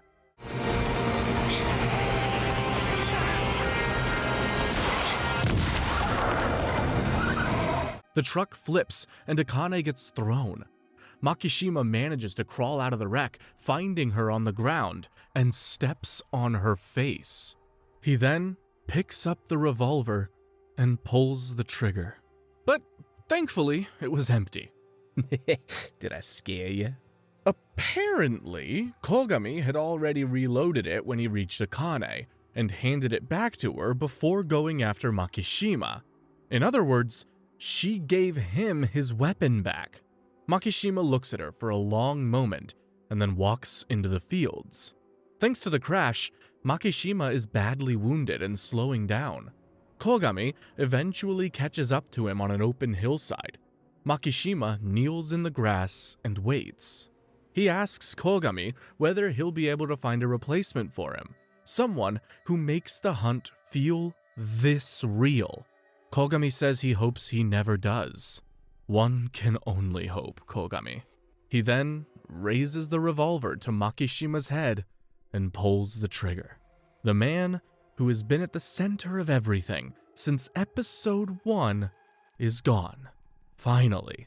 Akane watches from a distance and knows immediately what happened, but she can't stop it. The deal with Sybil is broken, and Kogami is now officially a fugitive. We then jump to 2 months later. Ginoza stands at Masaoka's grave without his glasses and his typical anxiety. Turns out, his crime coefficient climbed to 140 in the aftermath. He's a latent criminal now, and an enforcer. He is his father's son, after all. Akane waits for him outside the cemetery, and the two of them drive together to a new crime scene. In the police van, a new inspector steps out, Mika Shimotsuki, the cold, sharp girl from Oso Academy, now wearing a bureau uniform. Akane tells her she's got rotten luck getting an incident on her first day. Shimotsuki says she's looking forward to it. Akane smiles and tells her to trust the enforcers, but to be cautious of them too. Sound familiar? 'Cause it should. Someone said the exact same thing to her once. And after the credits, we see a ship's cabin, a copy of Swan's Way on the table, and Kogami stepping out onto the deck, leaving Japan behind. He's alive and definitely out there, and wherever he's going, the story is going with him. And that wraps up Season 1. But before we jump into Season 2, there's something worth covering first.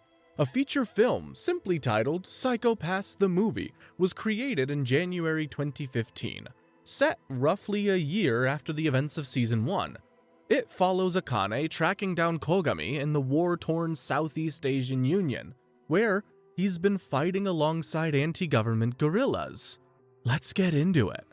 It is July 2116, roughly a year after the events of Season 1.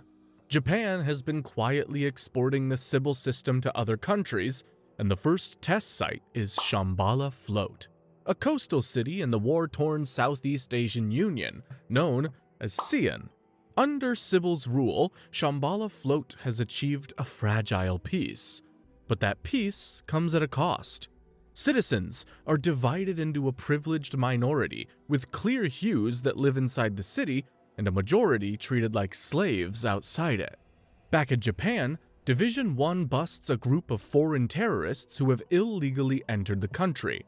A memory scoop, the procedure that extracts and reconstructs visual memories from a person's brain, on one of the survivors reveals something that stops Akane cold. Shinya Kogami is in Xi'an, fighting alongside an anti-government guerrilla group. Akane requests permission to travel to Shambhala Float to investigate and extradite him. Permission is quickly granted. She's going to bring him home. In Xi'an, Akane joins Colonel Nicholas Wong, the military commander overseeing Shambhala Float's operations, on an anti-rebel strike. During the operation, she spots Kogami fighting on the other side. She jumps out of Wong's armored tank to chase him. When they finally meet, the two of them brawl briefly before Akane puts him under arrest. Then, one of Wong's tanks opens fire on both of them, forcing them to run. Did Wong just try to kill a Japanese inspector? Akane then follows Kogami to the rebel base to find out why. At the base, Akane watches how the rebels live and sees firsthand how much Kogami means to them. She warns him about becoming another Makishima, a person whose influence pushes others toward resentment and violence. But don't worry, Kogami here is definitely not like that. That night, bounty hunters hired by Wong attack the base. There, the guerrilla leader Sem is killed in the chaos, and Kogami is unfortunately captured and tortured. Akane manages to escape but is arrested by Wong when she returns to the city. Back in Japan, Kara Nomori discovers what Wong has been hiding. Turns out, the Sybil system in Shambhala Float has been illegally modified to conceal the true crime coefficients of Wong's entire military. Every soldier in his army is a latent criminal with a crime coefficient well above 300. In other words, Wong built his piece on a big lie. If your crime coefficient exceeds the acceptable value, you may be eliminated without warning. It is recommended that you not resist. Sybil then activates its drones remotely and takes control of Shambhala Float. Wong is then eliminated by Ginoza, while Kogami frees himself and Akane using Wong's own gun. Later, Kogami pursues the bounty hunter leader Desmond Rutaganda through an industrial complex. During the chase, a hallucination of Makishima appears to Kogami, making him question his sense of justice. But Kogami just shoots at it and keeps moving. He then corners Rutaganda, severs his cybernetic arm, gets pinned at knife point, and is saved by Ginoza. But when Rutaganda tries to detonate a bomb using a mouth detonator, Kogami snaps his neck. Christ! Kogami did not come to play. Akane then finds Chairman Chuan Han and scans him with a Dominator. His crime coefficient reads 0, but he actually turns out to just be a body double. The real chairman was assassinated 2 days after meeting Wong, replaced by a Japanese government plant. Akane then manages to convince the Sybil-controlled double to broadcast his resignation to the entire city. After this, the people of Shambhala Float watch their leader step down on live broadcast. Division 1 eventually returns to Japan, while Kogami stays behind at the guerrilla base. He's alive, free, and very much himself. But Ginoza suddenly puts a revolver to Kogami's head. Don't worry though, he ends up handing it to him instead. He tells Kogami to never come near Division 1 again, punches him once, and walks away. That is the most Ginoza thing that has ever happened. And that's where we're leaving the movie. Season 2 picks up a few months later, and things have changed. Season 2 kicks off with Episode 1, called The Scales of Justice. And the case of the week is Akira Kitazawa, a demolitions expert whose career collapsed after the Sybil system flagged him as high risk under pressure. Bitter and radicalized, Kitazawa has been setting off bombs around the city in broad daylight, each one carefully placed to avoid civilian casualties. And his message is clear. The Sybil system is lying to everyone. Well, he's not wrong. But blowing things up is a terrible way to make that argument, and yet here we are. What makes him interesting, though, is that his crime coefficient barely clouds when he's building and detonating bombs, staying calm throughout the whole thing. Division 1 then locates Kitazawa's hideout, and Mika, Akane's new partner inspector, immediately wants to charge in with Division 2. Akane holds them back though. Something feels off. And like always, she's right. The building is rigged. Division 2 goes in anyway and triggers a bomb, taking casualties. Meanwhile, Kitazawa escapes in a car with a hostage, a woman named Maki Shimizu, strapped with explosives.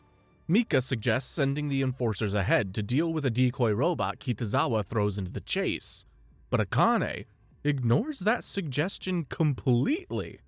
Kitazawa eventually releases Shimizu in a park and keeps driving. Shion then runs the CCTV footage of the hostage and gets nothing. Apparently, the woman doesn't exist in any database. Akane immediately clocks it as a trap and keeps pursuing Kitazawa instead of going after the hostage. Good call. Akane then orders Kitazawa on a rooftop. His crime coefficient is hovering just above 300, sitting right at the boundary between Paralyzer and Lethal Eliminator mode. One wrong move, and the Dominator authorizes a kill. Instead of firing, though, Akane talks to him. She tells him that the system deciding his future doesn't mean he has no value. He's not just a cog in a machine. And with that, his crime coefficient slowly drops to 299.4. Paralyzer mode activates. Akane fires, and Kitazawa goes down. Crime coefficient is 299. The target's threat judgment has been reappraised. Enforcement mode. Non-lethal paralyzer. Season 2 Akane handled that like a pro! But the episode isn't over. After the credits, two other officers, Inspector Mizue Shisui and her enforcer Akira Yamatoya, track the fake hostage to a tunnel. The bombs lining the walls turn out to be holograms, and the hostage turns out to be a man using a hologram disguise. Shisui raises her Dominator and scans him. Nothing. He doesn't register at all. And not like a low crime coefficient like Makishima was, he's completely invisible. But before she can process that, he injects her with a paralytic drug, takes her hand, and uses her own Dominator to kill Yamatoya. He then leaves behind a message written in blood on the wall. WC, aka a new villain. Season 2 is just getting started. The next episode is called The Creeping Unknown, and it opens with something that should not be possible. Kitazawa is still in custody, but his crime coefficient has dropped to 76.2. For context, this man was exactly 299.4 when they arrested him. A reading that high just doesn't reverse on its own, especially not this fast. It means someone outside the facility actively intervened to clear his psychopaths while he was behind bars. Division 1 goes to interrogate him about the mysterious accomplice he keeps referencing, but Kitazawa is barely making sense. He keeps talking about a he who came and made him clear, and the only outside visitor on record was a therapist. Not helpful. Akane discusses the situation with Risa Aoyanagi, an inspector from another division who's been assisting with the case. Aoyanagi is sharp, but completely unwilling to entertain the idea that the Sybil system could have a blind spot. When Akane raises the possibility that someone is moving through the city completely invisible to Sybil's scans, Aoyanagi shuts it down. After hearing about Season 1, are you kidding me? Meanwhile, Shion and Sho Hinakawa, one of the division's new enforcers, dig into the hologram used as the fake hostage and trace it back to a child who died years ago. Someone built a program to age progress the dead girl's appearance into adulthood and use that projection as a disguise. Which is an absolutely insane level of commitment just to commit a crime. Oh, and because Kitazawa's crime coefficient has dropped below latent crime levels, the Bureau is legally required to transfer him out of the detention facility and into a general medical center. Back at her apartment, Akane disables her holographic wall projections to check something she noticed earlier. Scratched directly into the wall underneath the holograms, hidden from plain sight, are the letters WC. The same message from the crime scene. Ooh, creepy. That same night, Akane receives a call that Kitazawa has escaped. He attacked Aoyanagi with a hidden knife. grabbed pre-planted bombs he had stashed nearby, and disappeared into the city's sewer system. Aoyanagi, cut and shaken, cannot process how someone with a clear hue just committed a violent crime right in front of her. Hakane, Hinakawa, and Sakuya Togane, a new enforcer assigned to Division 1, track Kitazawa to the sewers, where he's cornered near an exit. Turns out he's detonated another bomb, injuring people, and his crime coefficient has spiked back up to 357.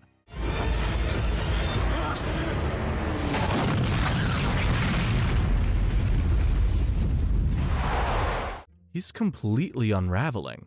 Before Aoyanagi's Dominator eliminates him though, Kitazawa says one name out loud, Kirito Kamui, and suddenly, his last words make sense.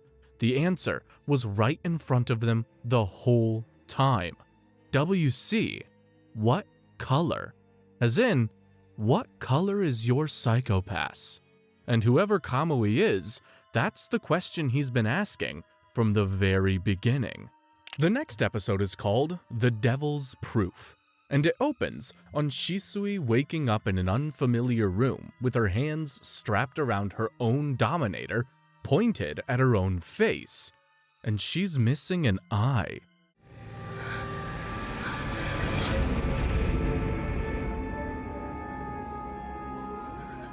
Yeah, pretty intense to say the least. Kamui is also there, calm and almost poetic. He tells her he needed her eye, and then he shows her something that leaves her completely frozen. He scans her psychopaths using her own removed eye as the biometric key, and her crime coefficient drops significantly right in front of her. He tells her he wants to make her clear. He wants to make the whole world clear. Yeah, pure nightmare fuel. Back at Division 1, the WC message scratched inside Akane's apartment has the whole team rattled. Someone got into a senior inspector's home, past every security layer, without triggering a single alert. Akane takes the problem to Professor Saiga, now living in an isolation facility due to his own elevated crime coefficient. Mika refuses to come inside because Saiga is a latent criminal, waiting in the car instead. Saiga listens to everything Akane describes and gives her the episode's title in return, The Devil's Proof, known in Latin as Probatio Diabolica. It's a logical concept that describes the impossibility of proving a negative. In simplest terms, you cannot prove the devil doesn't exist simply because there's no evidence of the devil's absence. Applied here, it means that if someone is completely invisible to every scan and system, the only proof of their existence is the effects they leave behind, aka the crime, the scratched wall, the dead enforcer. You can't prove Kamui exists through the system, you can only prove what he's done. Akane goes to the bureau chief and requests Division 1 take full authority over the Kamui investigation. The chief agrees, but pulls her aside to mention something unsettling. Togane, their newest enforcer, holds the highest crime coefficient ever recorded in the Bureau's history.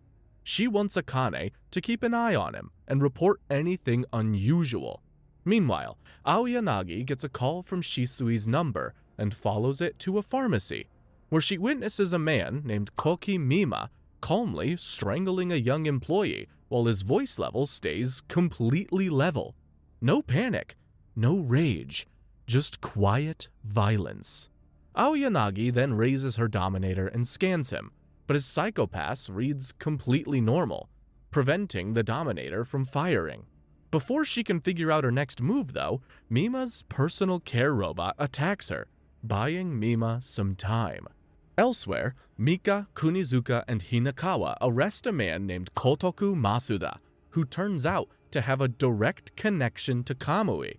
It's the first concrete link between Kamui and an identifiable person in the civilian world, and the episode ends with Mima standing over a beaten Aoyanagi, hand bloodied, face calm, and crime coefficient completely untouched. The next episode is called The Salvation of Job, and it is genuinely one of the most brutal episodes in either season. Mika is on the scene outside a medical facility where Aoyanagi is trapped inside a hostage situation, and Akane is analyzing evidence back at headquarters, trying to piece Kamui together. Inside the facility, Koki Mima has taken everyone hostage and is forcing them to strip down while delivering a rambling speech about saving people. He claims to have recovered from eustress deficiency, the same disease that destroyed Rikako's father back in Season 1, a condition caused by the total absence of stress in a person's life. Mima believes Kamui cured him, and that he's now on a mission to save others from the slow death of a life without feeling, and his crime coefficient stays completely clear no matter what he does. The hostages' crime coefficients, on the other hand, are spiking from the terror of the situation. Aoyanagi then gets her Dominator back, but it's pointing in the wrong direction. The man committing violence reads clean, while the victims read as criminals. The system is doing exactly what Kamui wants it to do.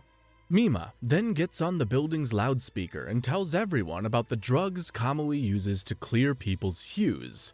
Outside, Mika hears all of this, but still refuses to move without orders. Kunizuka points out that Aoyanagi might be restrained inside and unable to respond. Mika even shuts down Hinakawa when he tries to scan for hologram disguises on Akane's orders.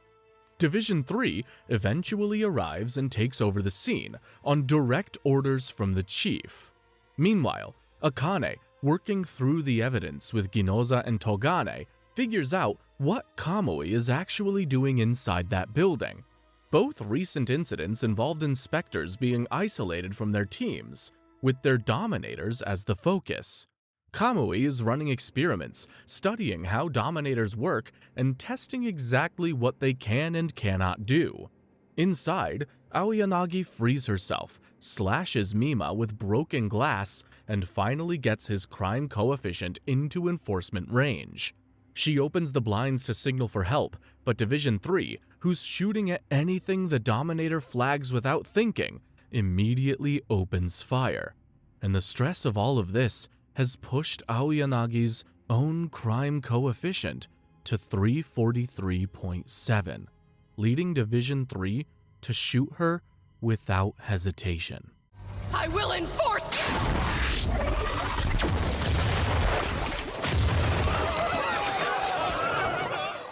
Then, as the traumatized hostages pour out of the building, Division 3 eliminates them too, one by one, every single one of them reading over 300.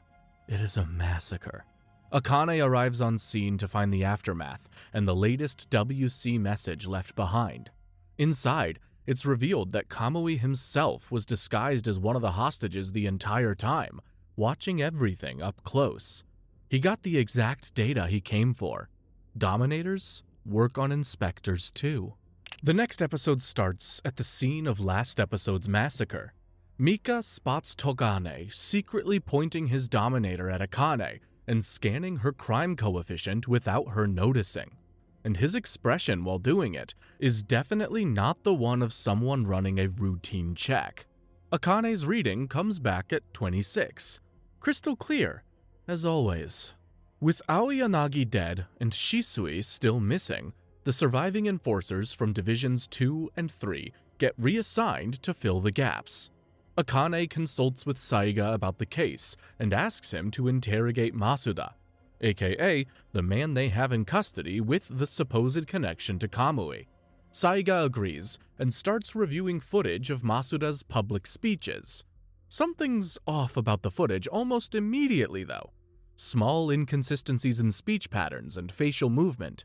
Meanwhile, the Bureau gets pressured by the Ministry of Welfare to release Masuda, since his crime coefficient has improved. But of course, Akane doesn't release him. Divisions 1 and 3 are then sent to investigate a military drone testing facility flagged as a potential Kamui location. Division 3 quickly decides the site looks clear after a drone sweep, soon retreating to their cars. But inside the facility, Akane and Togane find a holographic wall hiding a secret room behind it. And inside the room, they find body parts, surgical equipment, and collections of human faces, otherwise known as face transplant masks. Again, unsettling. Turns out, Kamui has been using surgical face transplants to sneak his people into positions of power, slipping them past Sybil's scans under borrowed identities. So, in case you haven't put it together yet, the Masuda they have in custody isn't even Masuda at all. He's someone wearing Masuda's face. And at that same moment, Saiga figures it out too, watching the fake Masuda smile in the interrogation room. The truth is finally clicking. Then, the facility goes active. An inspector from Division 3 has been sitting in his car playing a game on his phone called Hungry Chicken, with no idea that the game has been hacked and is now controlling the facility's armed military drones. The drones immediately start firing at the workers.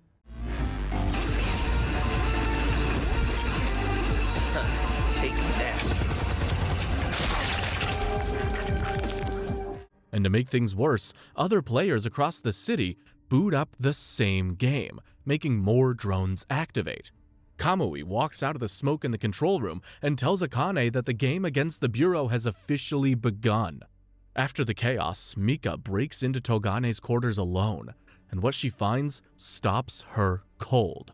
The walls are covered in photos of Akane, facial expressions circled and analyzed, files of behavioral data, and a photograph of Togane standing next to the Bureau chief when he was young. Apparently, Togane has been studying Akane obsessively, and his connection to the chief runs deeper than anyone knew. The next episode is called Those Who Cast Stones, and the entire episode plays out at the drone facility. The drones are still active and still hunting, with Division 1 pinned down and running low on firepower, especially since each Dominator has only a handful of destroy-decomposer shots capable of taking out a drone. Shion confirms from headquarters that the drones are being controlled by ordinary citizens playing Hungry Chicken on their phones, completely unaware they're piloting real weapons and killing real people. And because there's no criminal intent, their hues stay clear. Akane then quickly figures out that the drones aren't the only threat. Someone with a Dominator is deliberately targeting enforcers who stray too far from targets. But they're not killing everyone they find, they're only taking Dominators. And by the end of the episode, Kamui has 5 in his possession. Akane then orders all enforcers to stay paired with an inspector at all times. Unfortunately, one enforcer doesn't get the message in time, and he doesn't make it. Later, after Teppei Sugo, one of the reassigned enforcers who used to work at this very facility, saves Akane from a drone, he gives the team a critical piece of information. The drones are programmed not to fire if another drone is in their line of sight. It's a safety feature to prevent friendly fire between units. Akane volunteers to use this weakness as bait, positioning herself to get multiple drones to lock onto her simultaneously. Of course she volunteers to do that. But the plan works, and they take out most of the drones.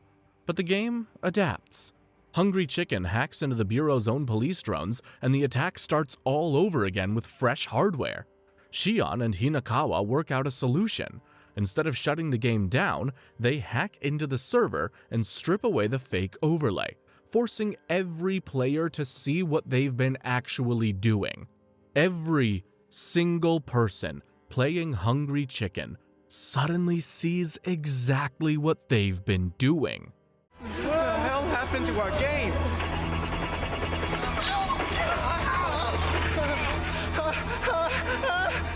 Afterwards, the area stress levels spike immediately across the city.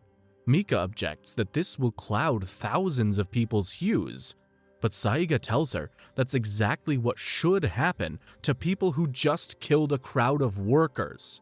Hard to argue with that. Eventually, Akane catches up to Kamui on a boat. She grabs an assault rifle salvaged from a destroyed drone and points it at him. Kamui smiles and tells her Judgment Day is coming. She hesitates, like always. Togane then suddenly appears behind her, takes the rifle from her hands, and moves to fire. But Akane stops him. She can't let Kamui die yet, not until she understands what he's actually building toward. Kamui manages to escape though, with Shisui and 5 Dominators, while Akane watches from the dock. And somewhere in the chaos, Togane is caught scanning Akane's hue again. 26.1. Still clear. And under his breath, he says something chilling. He wants to turn Akane's hue black. This man is not an ally. The next episode is called Untraceable Children, and we begin with Akane going to confront Kasai directly about something that's been bothering her since last episode. Kamui now has 8 stolen Dominators and is actively using Shisui's eye as a biometric key to authorize them.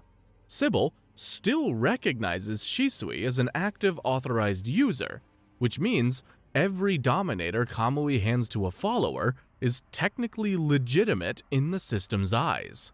Akane wants Shisui's Dominator privileges revoked immediately, but Kasai refuses. Shisui's Psychopass reads clear, so Sybil sees no ground to intervene.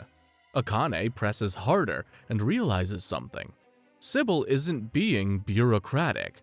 Sybil's actively trying to have Kamui killed rather than captured. That means Kamui can't be incorporated into the Sybil network the way other criminally asymptomatic individuals were. Something about him specifically would bring down the whole system. Meanwhile, Mika keeps digging through the files she found in Togane's room and hits something pretty alarming. Every single inspector Togane has previously worked with ended up becoming a latent criminal and was eventually executed. Every single one. He isn't just suspicious. This guy's got a pattern. And Akane is his current assignment. Togane, meanwhile, already knows Mika was in his room thanks to a hidden camera. He spots her in the office and smiles. Then, Hinakawa cracks something open that reframes the entire investigation. He traces both hologram disguises used in Kamui's operations back to children who died in a plane crash 15 years ago. The crash killed 185 children. Turns out, Hinakawa has been aging up all 185 faces digitally.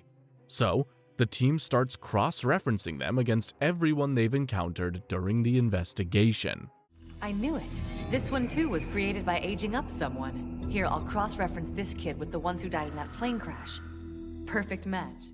Apparently, Kamui has been using the identities of the dead children for his followers for years. Meaning, dozens of his people have been moving through the city right under the Bureau's nose. And the sole survivor of that crash was none other than Kirito Kamui himself. This whole operation isn't random, it's personal. Akane later arrests Yohei Mazuzaki, a surgeon who operated on Kamui after the crash and has been working with him ever since.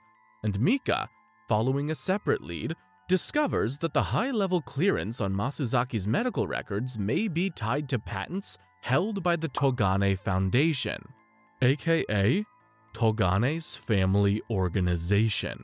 Togane's connection to this case just got a whole lot deeper. In the next episode, Saiga continues interrogating Masuzaki, and what comes out of that room reframes everything. After the plane crash 15 years ago, the emergency surgery performed on Kamui apparently didn't just save his life. Surgeons transplanted body parts from all 184 other children who died in that crash into Kamui, including 7 of their brains. Only in anime, folks. The result was a person who's biologically composed of dozens of different people simultaneously. His psychopaths cannot be read because there is no single psychological identity for Sybil to scan. Masuzaki also explains that 15 years ago, Japan went through a period called the Season of Hell, triggered by the failure of an experimental surveillance system called Panopticon. Panopticon was designed to monitor civilians even more comprehensively than Sybil, tracking movements, habits, and economic activity to predict criminal behavior before it happened. It was integrated into traffic control systems, but when it malfunctioned, it caused cascading failures across road and air traffic networks. Hence, the plane crash that killed 184 children and created Kamui. Kamui and his followers believe Panopticon was deliberately sabotaged by politicians. Whether that's true or not, it's the wound that made him.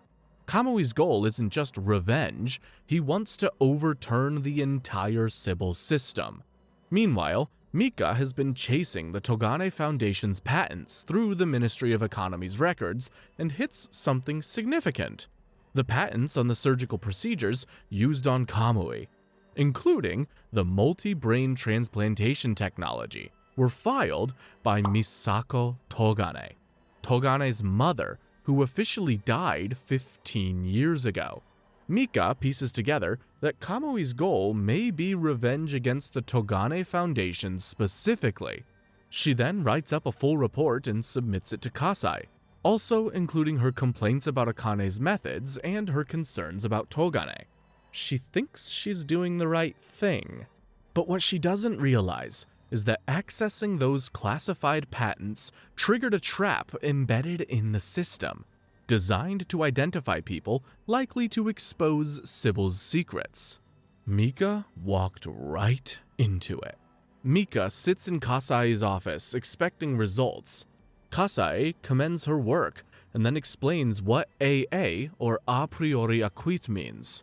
It's the designation for someone who's criminally asymptomatic by birth, someone like Makishima, like Kamui, like Sybil's own members. To think this led to just a small change in your psychopaths. What is this? Then, Togane steps out from behind her with a Dominator. He tells her that Kasai is actually his mother. Misako Togane didn't die 15 years ago. She went on to become Kasai. By the time Mika realizes what she's walked into, it's already too late. Togane and Kasai then decide to use her as a test subject and reveal the true nature of the Sybil system, just to see how she reacts. Golly. Well, Mika's sure getting a lot more info than she bargained for. In the next episode, we open on Mika, now knowing the truth about the Sybil system, and she's actually all for it. Togane watches her with quiet satisfaction and then asks her to help him turn Akane's hue black. Mika, now fully compliant with Sybil's authority, agrees. She doesn't warn Akane, doesn't say a single word, and that silence is going to cost someone everything. Togane and Kasai then eliminate Masuzaki in his holding cell and tamper with the security footage to make it look like Kamui's work. As they tie up their loose ends, Akane works through the logic of Kamui's plan with Saiga. She frames it as the omnipotence paradox. If Sybil is all-powerful and claims to judge all criminality but cannot judge itself, then it is by definition not omnipotent. There's a lot of philosophy in this show. But if it can judge itself, then it should have been judging all of the criminally asymptomatic individuals it's been absorbing into its network from the beginning. Either way, the system is self-contradictory. The investigation turns up a new name, Koichi Kuwashima, a high-ranking official who was supposed to be on the plane that created Kamui, but transferred out of the school a week before it crashed. Kuwashima has been quietly backing Kamui for years. helping him go after the politicians who looked the other way while Panopticon failed and children died. Division 1 moves to his mansion and arrives to find it already on fire. Inside, Kamui had invited a group of government ministers for dinner and secretly served them human flesh disguised as animal meat using holograms. When the holograms drop and the ministers realize what they just ate, their crime coefficients spike, and Kamui's followers eliminate them all with stolen dominators. As Akane approaches the burning building, Kuwashima meets her calmly and hands her a small box. She opens it, and inside is her grandmother's ear. Akane grabs Kuwashima by the collar, to the point of Ginoza having to physically pull her back.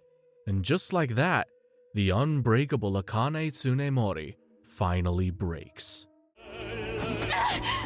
What did you do? Tsunemori! What did you do? Togane watches from a distance and smiles.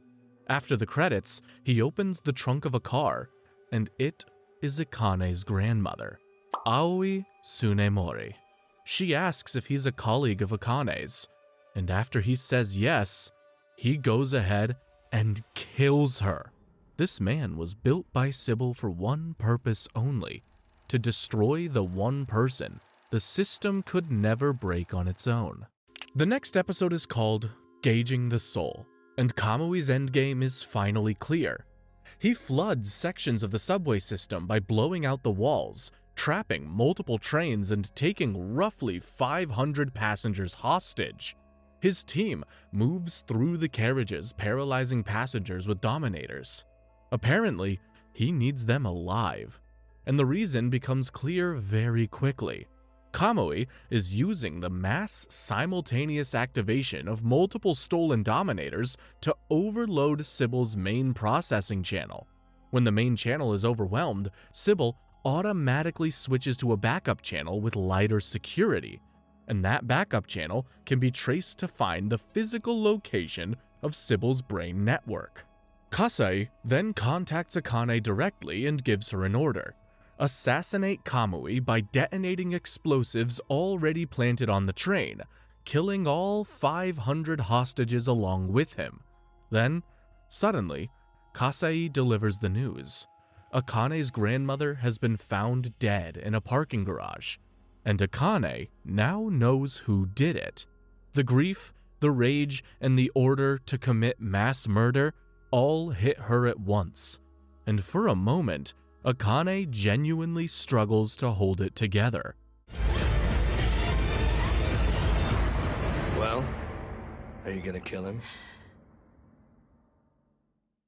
Then, a vision of Kogami appears in her mind, calm and direct, telling her not to abandon who she is. Looks like Kogami is always there when you need him.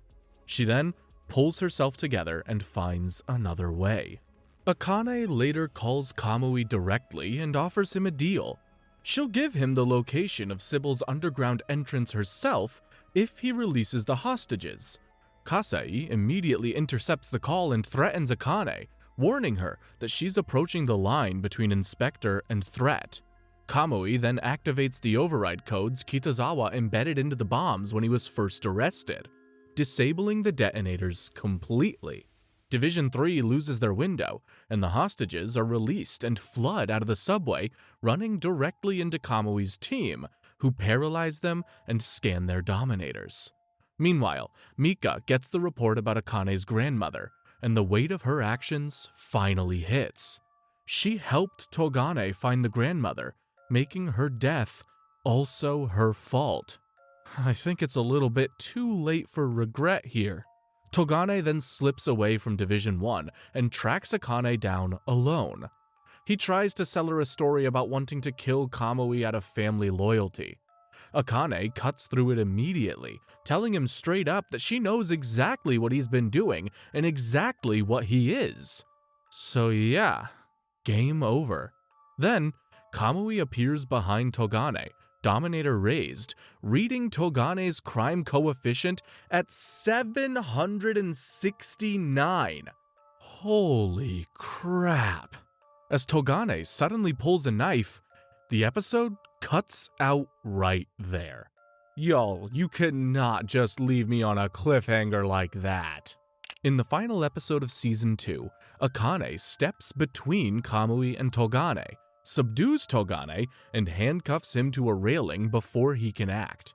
She tells him plainly that she's lost too many people to stop protecting the law now, and she means every word.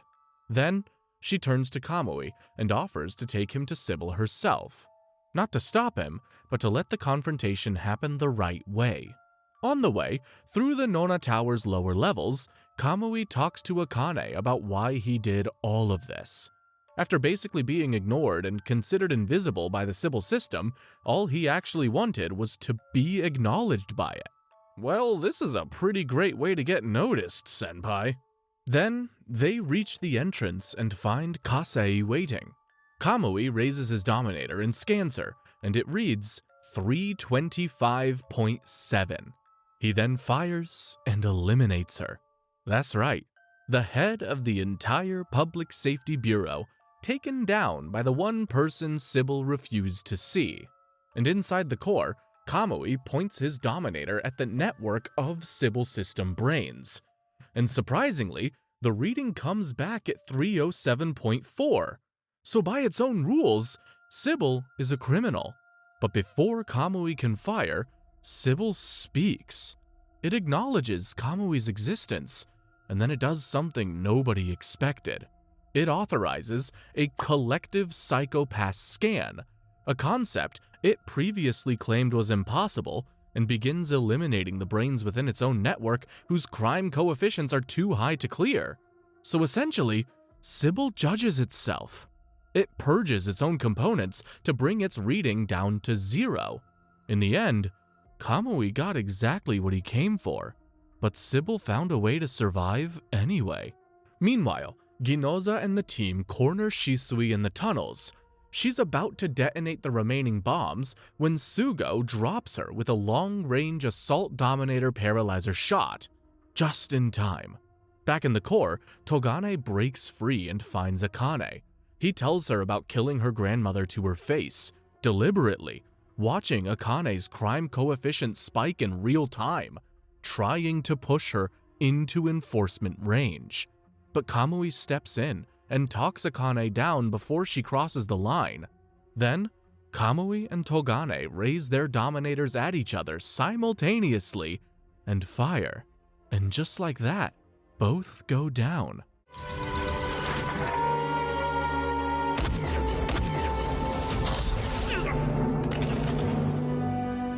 Togane survives long enough to crawl back to the 4th sublevel, but ends up dying anyway, Mika being the one to find his body.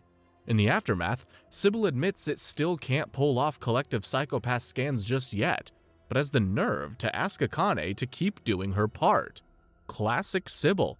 Gets knocked down, picks itself up, acts like nothing happened. Akane puts out her cigarette and walks away. Just like that, Season 2 is wrapped up. But we are nowhere near done. In 2019, 3 short films called Psychopaths, Sinners of the System were released, each one focusing on a different corner of the world that we've been building. They fill in crucial gaps between the 2015 movie and Season 3, and together they explain how several familiar faces ended up in very different places by the time Arata and Ignatov show up. The first film is called Crime and Punishment. The first Sinners of the System film takes place about 6 months after the 2015 movie, in the winter of 2117. A woman named Izumi Yasaka, a therapist who used to work at a remote isolation facility for latent criminals called Sanctuary, crashes a car while being taken into custody, clearly under the influence of some type of drug. Akane sends Mika, Ginoza, and Kunizuka north to return Yasaka to Sanctuary and find out what's going on. Sanctuary presents itself as a model facility. The supervisor, Kyoka Tsujigai, shows the team impressive statistics. Inmates maintaining low crime coefficients, productive lives, and genuine rehabilitation. It looks like proof that the system can actually help people. But it is not proof of that, trust me. Mika then wants to push hard immediately, while Ginoza urges caution. The two of them are not exactly in sync. But the real story comes out piece by piece. Yasaka had been caring for a 5-year-old boy named Takaya Kukuri, the son of a patient named Momoka, who died under suspicious circumstances at Sanctuary. Yasaka apparently fled with the boy, hid him in a cemetery mausoleum, then drove to Tokyo to get help. That's when she crashed the car. And speaking of the mausoleum, Mika and Ginoza later find Yasaka and Kukuri there. That's also when Sanctuary's security team arrives with weapons. Ginoza stays with the boy, while Mika and Yasaka run as a diversion. After digging deeper into the facility, the team eventually finds what they were really looking for. The truth about Sanctuary is buried in the mine beneath it. Turns out, Tsujigai has been using an experimental drug to induce a condition called collective thinking, a pharmaceutical form of brainwashing that eliminates independent thought and forces inmates to blindly go along with whatever the group decides. Anyone who resists the group is viewed as a threat and eliminated, and the canisters stored in the mine, filled with highly toxic radioactive waste the inmates were forced to handle with their bare hands, are the physical proof of how little Tsujigai actually cared about the people she claimed to be rehabilitating.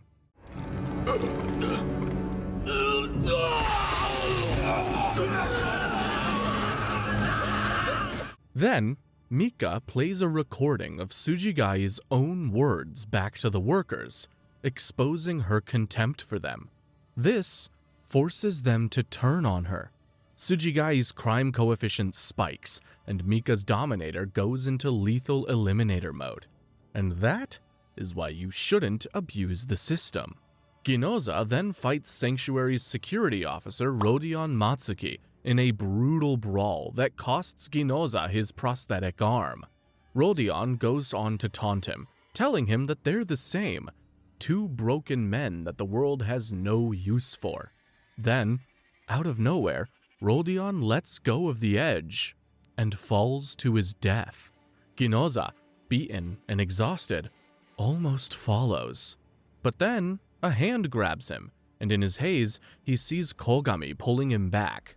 It's actually Kunizuka though, but maybe that's enough. Back in Tokyo, Akane discovers that a ministry official named Akira Karasuma has been backing Sanctuary's operations. When Mika confronts him after the case, he reveals himself as part of the Sybil system and tells her that human sacrifices are simply part of the work. This leads Mika to punch him in the face. That might be the most likable thing Mika has ever done. Yasaka is then placed in rehabilitation, while Kukuri goes into childcare until she recovers. And Mika, clearly changed by everything she went through, even though she'd never say it out loud, tells the boy outside the center that they did it all for justice. And she almost believes it. The second film goes back to 2112, 4 years before Season 1, and tells the story of how Teppei Sugo ended up as an enforcer. In Okinawa, Sugo is an elite military drone pilot known as First Guardian, flying air support for a ground squad led by his close friend Itsuki Otomo, and Otomo's wife, Rin, serves as their ground liaison. The three of them are very close, almost like a family. During a military operation in Seoul called Operation Footstamp, Sugo's wingman's drone is shot down, and Sugo runs out of ammunition. He drops what he believes are emergency supplies for Otomo's squad and retreats on orders. The squad is then listed as missing in action, presumed dead, including Otomo. When Sugo tells Rin what happened, she slaps him. Her hue clouds, and she ends up leaving the military. To top it all off, she unfortunately has a miscarriage. Every single thing Sugo had built his life around falls apart in the space of one mission. His hue then starts deteriorating from guilt and never really recovers. 3 months later, an unmanned drone attacks the Ministry of Defense building in Tokyo. The prime suspect, based on surveillance footage, is Otomo, who should be dead. The terminal used to control the attack drone is traced back to Sugo, making him a person of interest. Inspector Risa Aoyanagi and Enforcer Tomomi Masaoka are assigned to investigate. Yeah, that Masaoka, Ginoza's father, alive and working cases. Masaoka listens carefully to Sugo's account of what happened, reads him as someone who's genuinely devastated rather than covering anything up, and believes him. The two of them then work together to track down Otomo. We learn that the truth is buried in an abandoned submarine docked at a former US military port in Dejima. Otomo isn't alive though. Apparently, what they've been chasing is a combat sparring bot built to look like him, created from a design Otomo made before he died, as insurance to protect Rin. The bot's memory reveals what actually happened during Operation Footstamp. Turns out, Sugo didn't drop emergency supplies. He dropped poisonous gas. The military had secretly loaded his aircraft with chemical weapons without his knowledge. The gas killed enemy forces and Otomo's entire squad. Sugo killed his best friend and didn't even know it. I can accept being considered disposable. That's part of being a good soldier. It turns out Rin had known the truth about what really happened all along, so she built the decoy bot herself, modeled after her dead husband, specifically to lure the investigation toward the people responsible and expose the cover-up while getting her revenge on everyone who took everything from her. Sugo rushes back to find Rin on a rampage, having already killed the general who ordered the cover-up. She shoots who she thinks is Colonel Yoshito Takaesu, a senior military officer who'd been actively suppressing the truth about Operation Footstamp to protect the military's reputation. She pulls the trigger, only to discover it's actually his aide wearing a hologram disguise. The real Takaesu shoots Rin from across the room. Sugo cradles her as she dies. 2 more people Sugo cared about are gone. Takaesu is later tracked down by Aoyanagi and Masaoka, his crime coefficient reading 340, and the lethal eliminator takes care of the rest.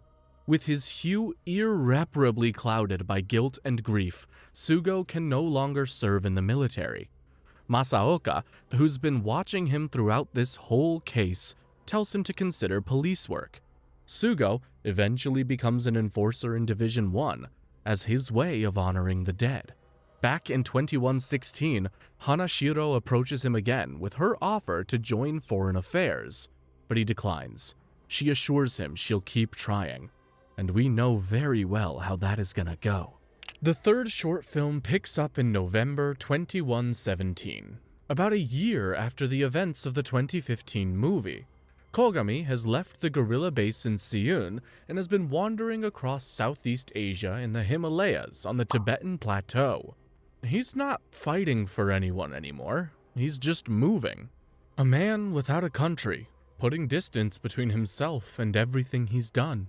In Tibet, Kogami intervenes when a bus full of refugees is attacked by armed guerrillas and single-handedly drives them off. Among the passengers is a teenage girl named Tenzing Wangchuk, half Japanese and half Tibetan, whose entire family was massacred by a warlord when she was a child. And she's been waiting for someone strong enough to train her for revenge ever since. She decides Kogami is that person. Kogami eventually agrees to teach her self-defense, but nothing more. He knows exactly where that revenge road ends, and he knows it all too well. Also in Tibet is Frederica Hanashiro, working as a Ministry of Foreign Affairs officer searching for Japanese citizens living abroad who were deported by Sybil as undesirables. She's looking for people with good hues who could be brought back to Japan. She's also clearly looking for Kogami, Not that she's trying very hard to hide it. The local region is being slowly stabilized by a paramilitary peacekeeping commander named Guillermo Garcia, a man whose troops are genuinely trying to bring rival factions together for a peace conference. Or so it appears. Wong Chuk eventually spots the man who murdered her family at the peace conference and follows him, gun in hand. She doesn't shoot though, but then Garcia himself gets into an argument with the man and kills him in front of her. Garcia has been playing both sides the entire time, starting conflicts and then solving them to build his own reputation as a peacemaker. He then spots Wong Chuk and throws a knife at her, severely wounding her.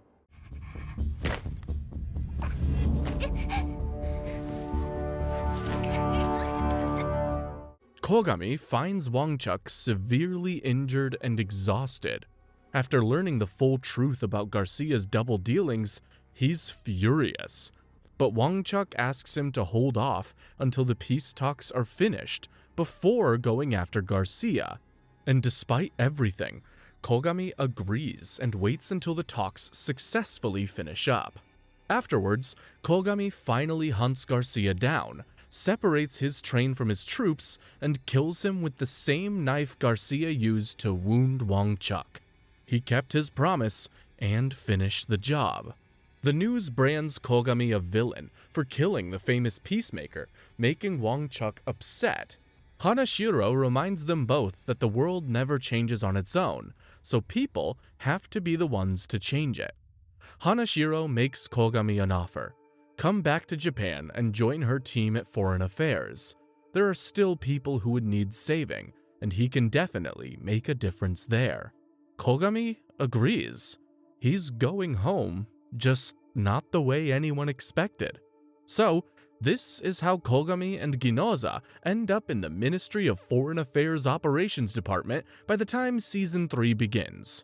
The dots are finally connected. In the first episode of Season 3, it's November 2120. 6 years have passed since the events of Season 2, and Japan looks different. The country has opened its borders, and waves of immigrants are arriving, bringing new tensions and new pressures on a system that was never built with outsiders in mind. Akane Tsunemori is no longer running Division 1. She's in custody, under arrest for reasons the Bureau refuses to make public. Mika Shimotsuki is now Division Chief, and 2 brand new inspectors are about to take their first steps into this changed world. Our new leads are Arata Shindo and Kei Mikhail Ignatov. Ignatov is composed, disciplined, and precise. Arata is brilliant, unpredictable, and perpetually falling asleep in moving vehicles. What ties them together is a shared secret goal and a loyalty that runs deeper than the job. Arata also carries something that makes him genuinely unusual in this world, a skill called mental trace.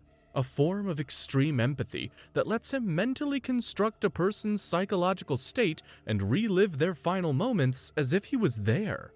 It's powerful, it's draining, and it puts his Hugh in a constantly precarious position. And speaking of cases, their first one drops on day 1. A massive hyper-transport drone, one of Japan's new automated passenger aircrafts built to handle the surge in immigration traffic, has crashed into the harbor at New Tokyo International Airport. The passengers, mostly immigrants, are detained on the wharf. The official story is mechanical failure. Sure it is. Mika assigns Arata and Ignatov to the scene alongside their new enforcers. The returning Sho Hinakawa is there, still nervous. So are Mao Kisaragi, Tenma Todoroki, and Kazumichi Irie. 2 enforcers who are already looking for ways to make their new inspectors look bad. Arata boards the crashed drone with Kisaragi and Hinakawa and spots something immediately. One passenger is missing, Asahi Rick Fellows, a financial analyst for the hypertransport company, never made it off the plane. Arata uses mental trace on Fellows' broken bunk and dives into the man's final moments, reliving the terror of the cargo bay doors blowing open mid-flight and Fellows being sucked out into the storm. What's he doing? I don't know. I'm so sorry.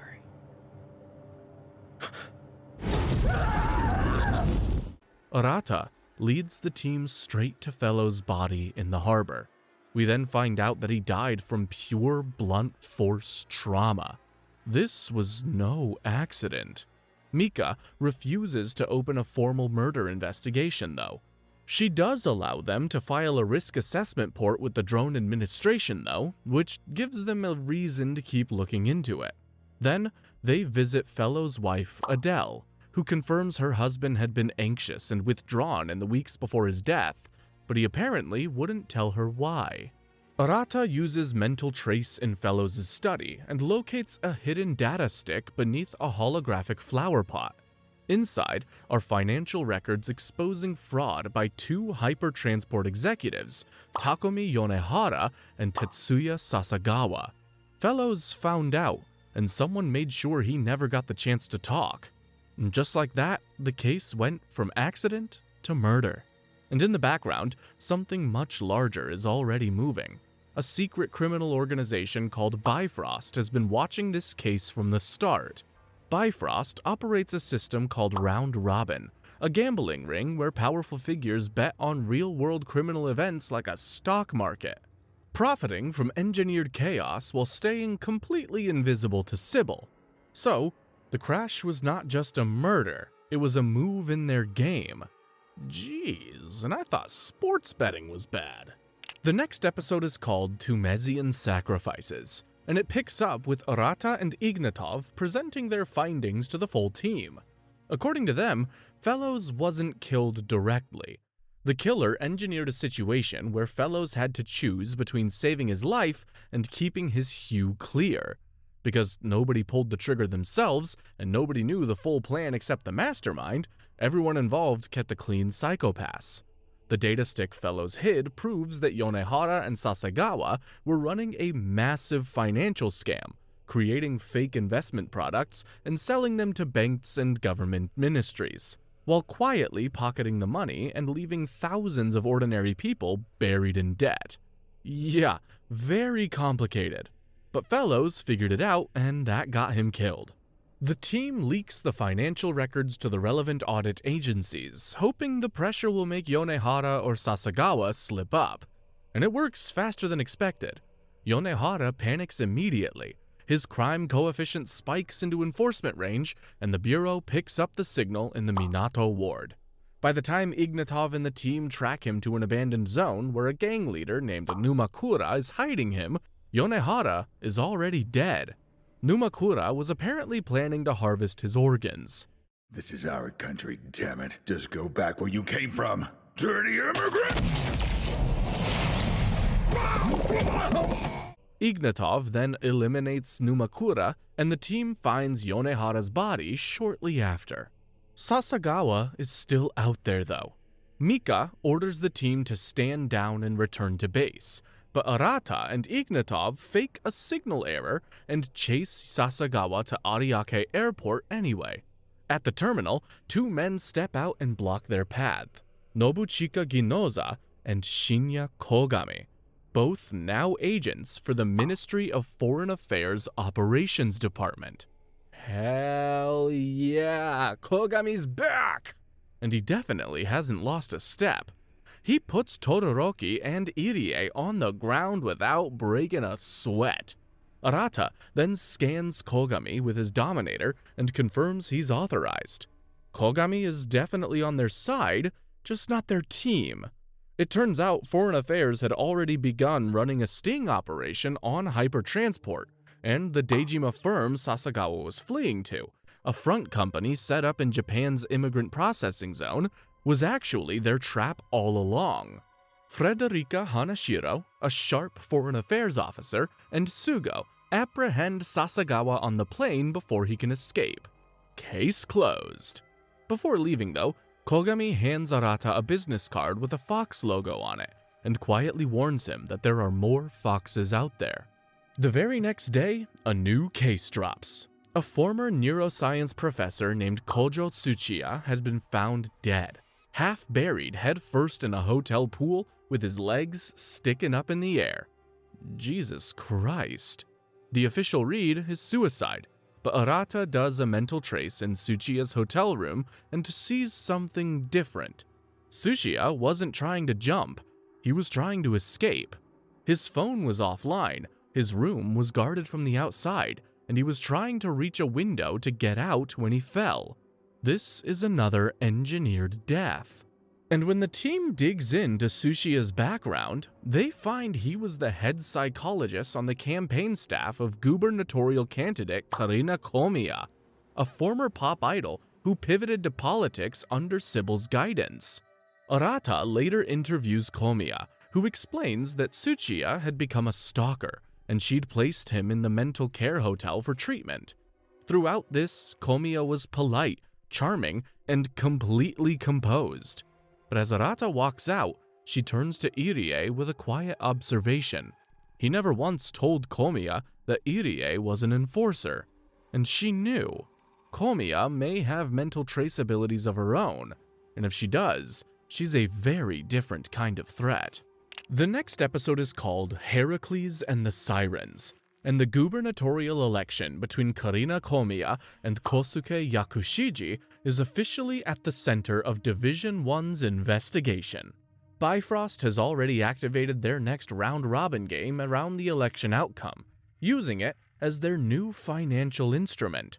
Ignatov and Todoroki interview Yakushiji, who's currently trailing Komiya in both the polls and Sybil's politician suitability ratings. Yakushiji is uncooperative, confident, and genuinely believes his physical discipline and clean hue will carry him through. He's also a product of Japan's genetic sports engineering program, essentially bred to be amazing, and he carries himself like it. And the interview goes nowhere useful. Meanwhile, Arata is at Tsuchiya's lab chasing down a different thread, working through Tsuchiya's research on how self-perception influences decision-making. He's convinced that the Tsuchiya case and the Fellows case are connected. He just can't prove it yet. That evening, while watching Komiya deliver a live campaign speech, Arata is accidentally pulled into an involuntary mental trace, collapsing in the middle of the office.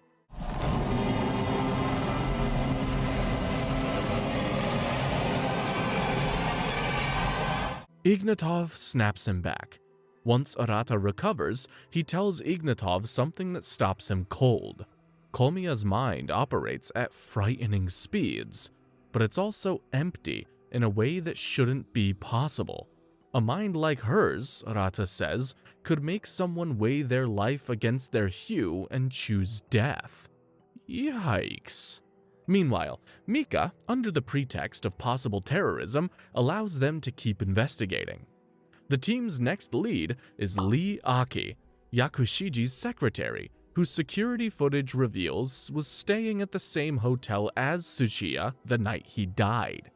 Aki claims he was trying to get information on the Komiya campaign and never made contact with Tsuchiya. The interview is tense but inconclusive. Then, suddenly, assassins burst into the hotel lobby mid-questioning. Aki is killed before he can say anything useful. One assassin is thankfully captured, but of course, two escape. And to top it off, the captured man has no registered identity and comes from one of the abandoned zones. Someone is cleaning up very efficiently. Irie leads the team into the Miogadani abandoned zone, where he grew up and still has contacts. He brings them to Haruki Enomiya, the underground boss of an illegal human combat arena who recruits fighters with clouded hues and runs the abandoned zone like his own kingdom.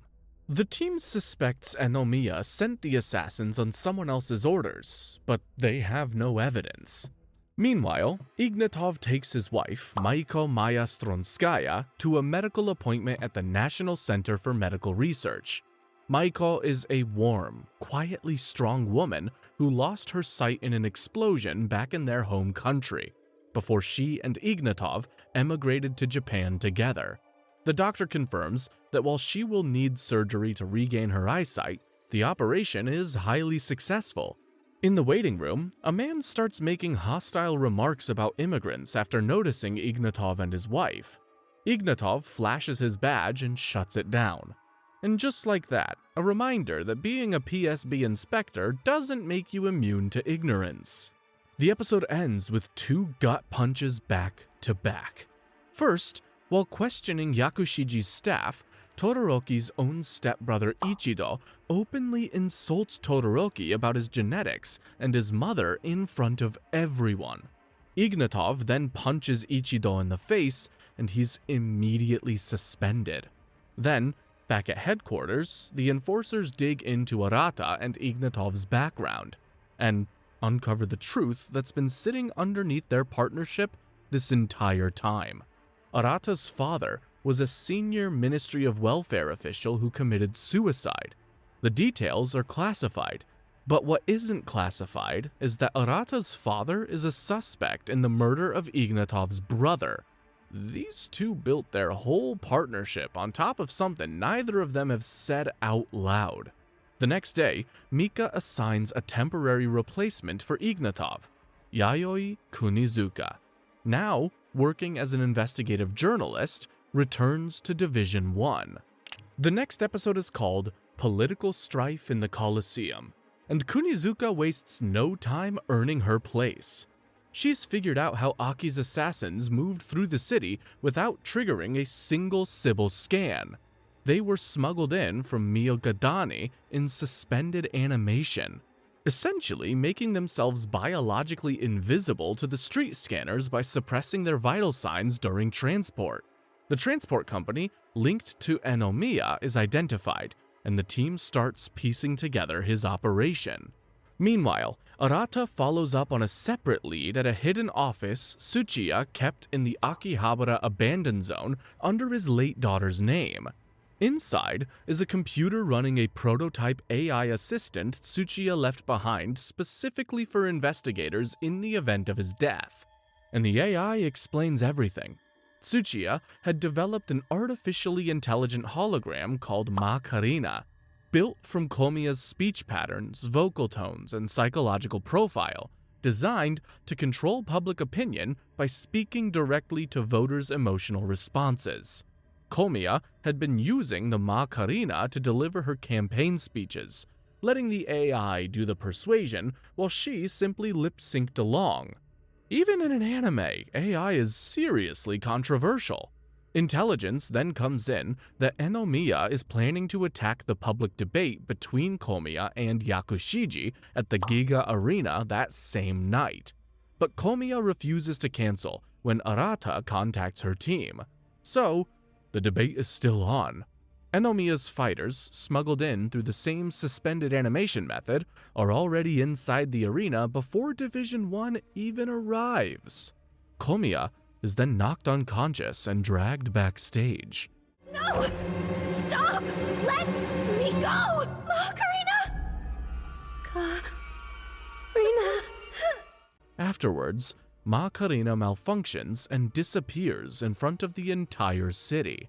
Meanwhile, Ignatov, technically still suspended but present at the arena, jumps in anyway. He saves Komiya's manager, Owani, from being killed and buys Komiya time to escape. Komiya flees to the scaffolding above the arena, where Arata catches up to her just as one of Enomiya's combat-enhanced fighters moves in. The fight nearly sends both Arata and Komiya off the edge of the scaffolding. Ignatov and Todoroki then arrive, and together they knock the fighter down. Soon after, Kunizuka's team regains control of the arena's systems, and Irie takes down Oishi, Enomiya's personal bodyguard. Slowly, but surely, the team is starting to click. Afterwards, Enomiya tries to flee with his money, but runs into Koichi Azusawa, a cold and calculating man connected to Bifrost who's been pulling the strings behind the scenes this entire time. Azusawa reveals that Bifrost's plan was for Komiya to win the election all along. Enomiya was never anything more than a tool to weaken Yakushiji's campaign. Then, the elevator Enomiya escapes into malfunctions, and Azusawa watches it fall. Another engineered death, another clean hue. And despite Macarena being exposed to the entire city, Komiya somehow still wins the election. Yakushiji is later taken in for isolated counseling due to his social influence. Ignatov's suspension is also quietly lifted. Later that night, Arata meets Komiya privately and finds out that Tsuchiya never saw Macarena as just a tool. He saw her as a stand-in for his murdered daughter, which is why he was so desperate to get her back. Arata tells Komiya he voted for her. The foxes are still out there, but this hunt is just getting started. The next episode is called Agamemnon's Offering, and it opens with Arata waking up in a hospital after collapsing in the rain at the end of the last episode. Ignatov is sitting next to him, not very impressed. While Arata was unconscious, Ignatov followed up on a lead by visiting a former inspector named Hikaru Kira, currently detained at the Tokorozawa Correction Center. Kira's partner was killed in a supposed car accident while investigating a criminal syndicate whose members could commit crimes without their hues ever clouding. Kira calls them foxes. He then confirms that the fox card Ignatov found is connected to Bifrost, and then drops something even more alarming. There are foxes inside the Public Safety Bureau itself. The killer is calling from inside the house. The next case lands almost immediately. Governor Komiya has organized the opening of a special religious zone in Mitake Newtown, a designated area where immigrants can practice religion freely under Sybil's watch. The opening conference draws religious leaders from across the city and angry protesters outside. During the event, a man in the audience stands up, walks to the stage, and detonates a bomb hidden inside his own stomach. Nose! Everyone get down!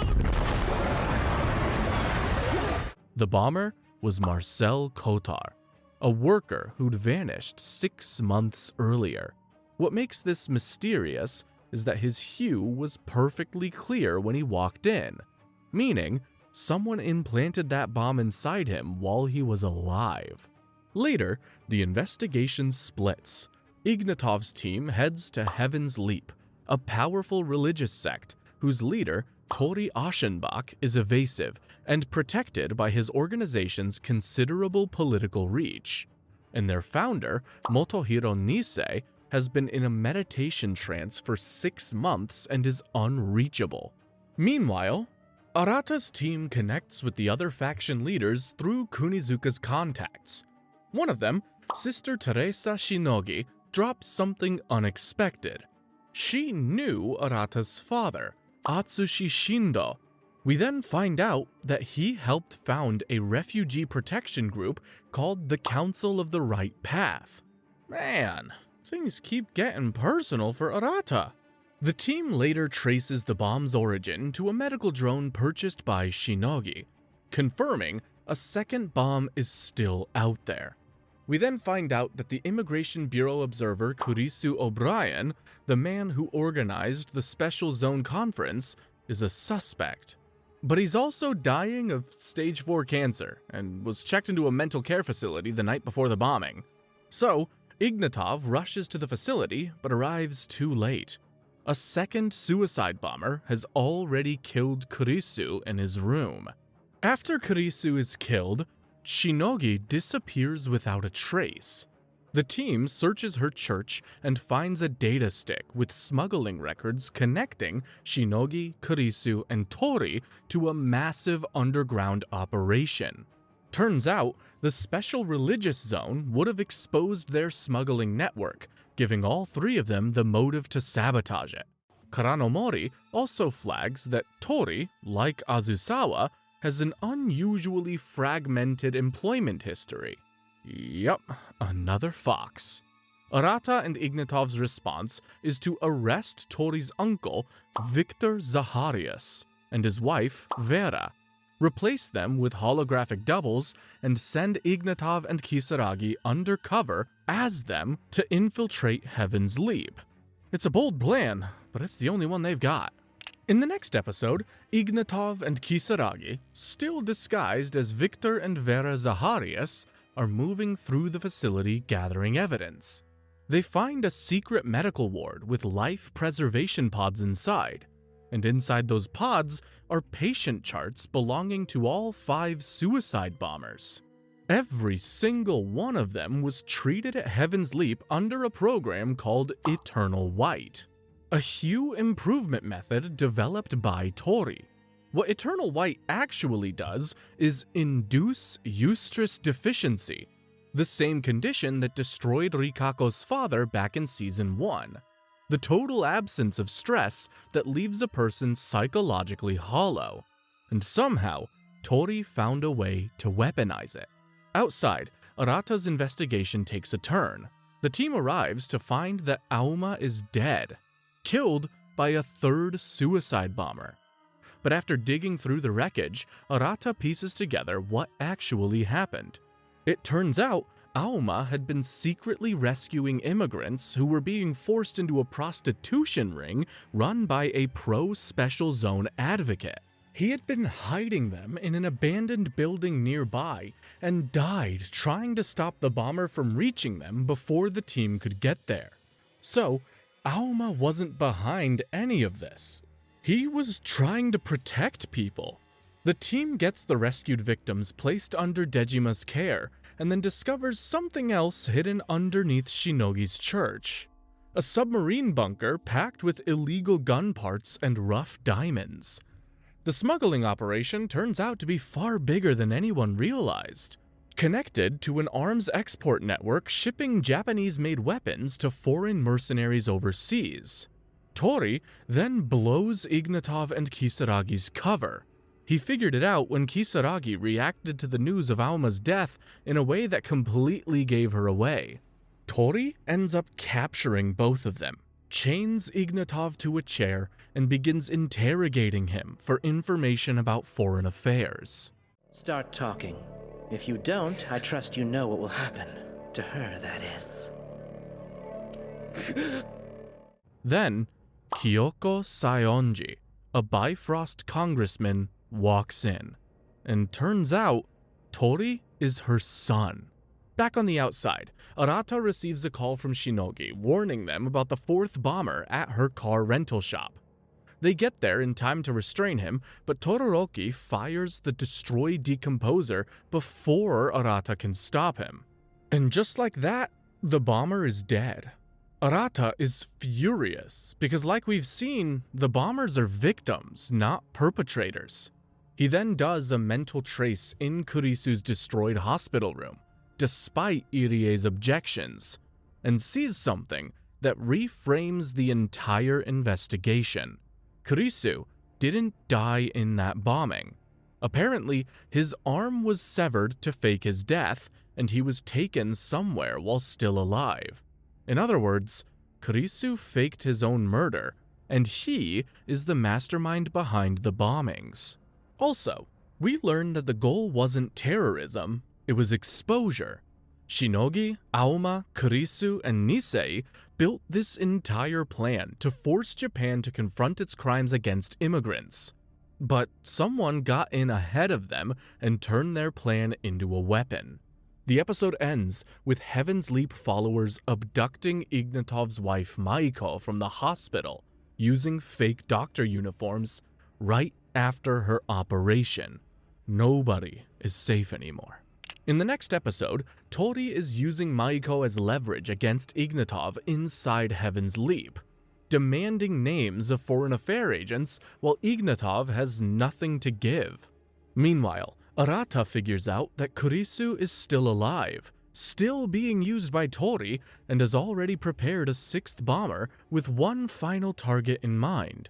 The only person who survived the original attack, Governor Komiya. Later, Arata's team finds Shinogi hiding near Kurisu's old hideout, and there, she confirms everything. We learn that the original plan between herself, Kurisu, Auma, and Nisei was called the Final Salvation Plan, a coordinated effort to expose Japan's crimes against immigrants by forcing a public reckoning. Arata's father, Atsushi Shindo, knew about it and opposed it, but then Bifrost found it and turned it into a weapon. Before Shinogi can hand over Kurisu's pocket watch, though, a sniper puts a bullet through her. With her last words, she warns Arata not to become like them or his father. And once again, the truth comes at a price. Outside, Arata intercepts Kurisu in a car park as he moves towards Komiya. But apparently, Kurisu had already turned himself into the sixth and final bomber, ready to die for everything he caused. Arata talks him down, arguing that dying won't move time forward for anyone. Kurisu then collapses into Arata's arms and dies from the cancer that Tori secretly induced in him, using Heaven's Leap's medical resources. He wanted to protect his son. He just chose the wrong way.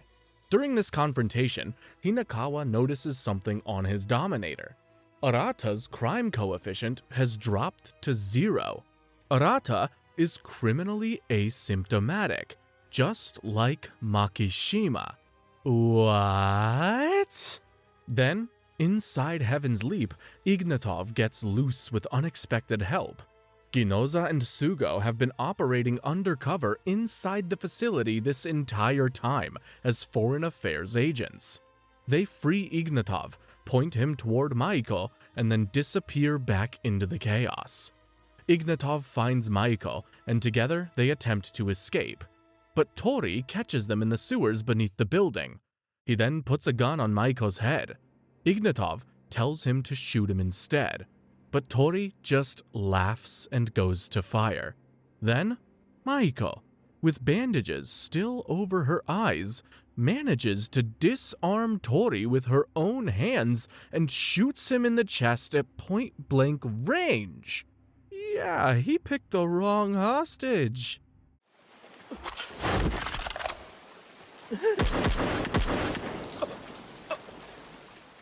Tori stumbles backward and drops into the sewer channel below, and just like that, he's gone. Finally, Bifrost ends the game with one last move of their own, Haruki Shirogane. One of Bifrost's senior congressmen reveals that Saionji has been breaking Round Robin's rules by interfering too directly in the game and using her son as a pawn. Bifrost's own enforcement system activates and disintegrates Saionji on the spot. After this, Shirogane and Shizuka Homura are the last two congressmen left standing, and in Akane's cell, the bureau chief tells her that Sybil intends to recruit Arata for its network, the same way it absorbs other criminally asymptomatic individuals, because this 0 time coefficient makes him a perfect candidate. Akane doesn't even blink. Instead, she tells them that Arata and Ignatov will find the real enemy first. She's always been sure of that. The final episode of Season 3 is called Cubism, and it opens with a confession that changes everything. Kisaragi sits down with Ignatov and tells him the truth about the previous inspector's accident. A year ago, her crime coefficient deteriorated after the driver who caused her boyfriend's death walked free on a psychopath technicality, with her boyfriend later dying in institutional care.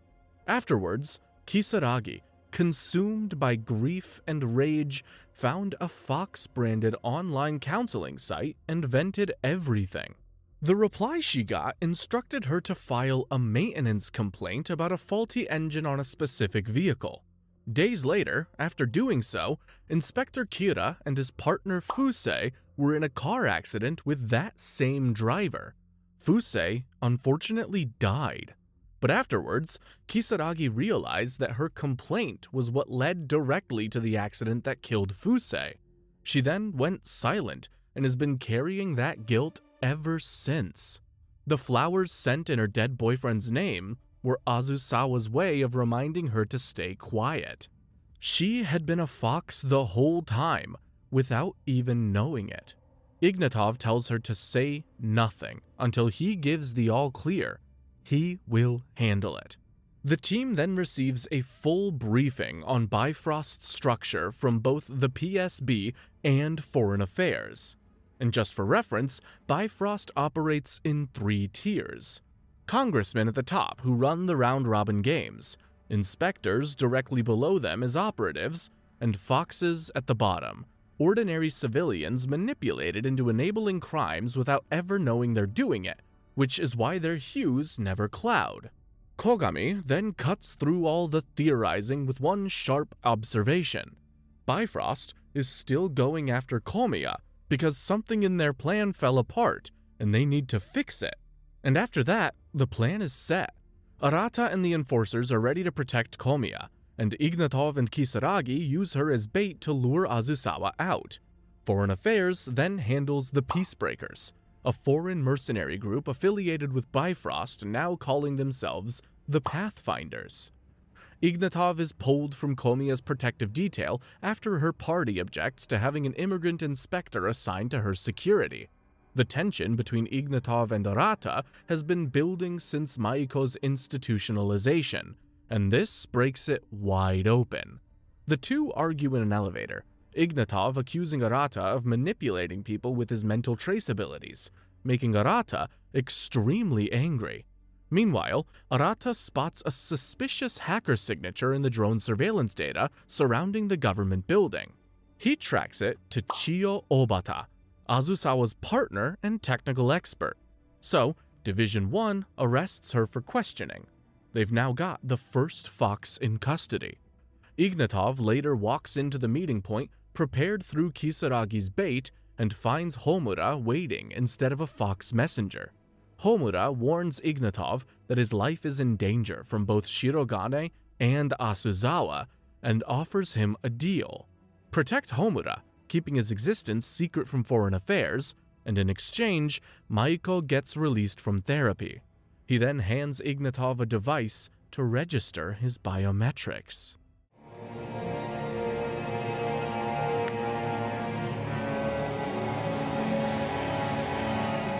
That night, alone in his apartment, Ignatov registers and becomes Bifrost's 13th inspector. And the next morning, Maiko is released exactly as promised. He got what he wanted, but he also stepped into the most dangerous part of the game.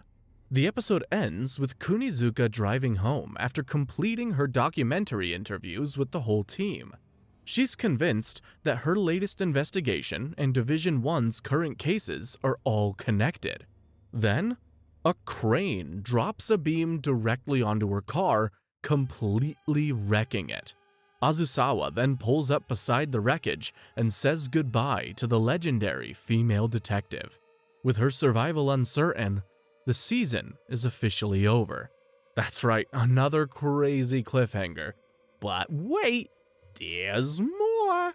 Before we close out on Psycho Pass 3 entirely, there's still one more thing to cover. A feature film called Psycho Pass 3 First Inspector.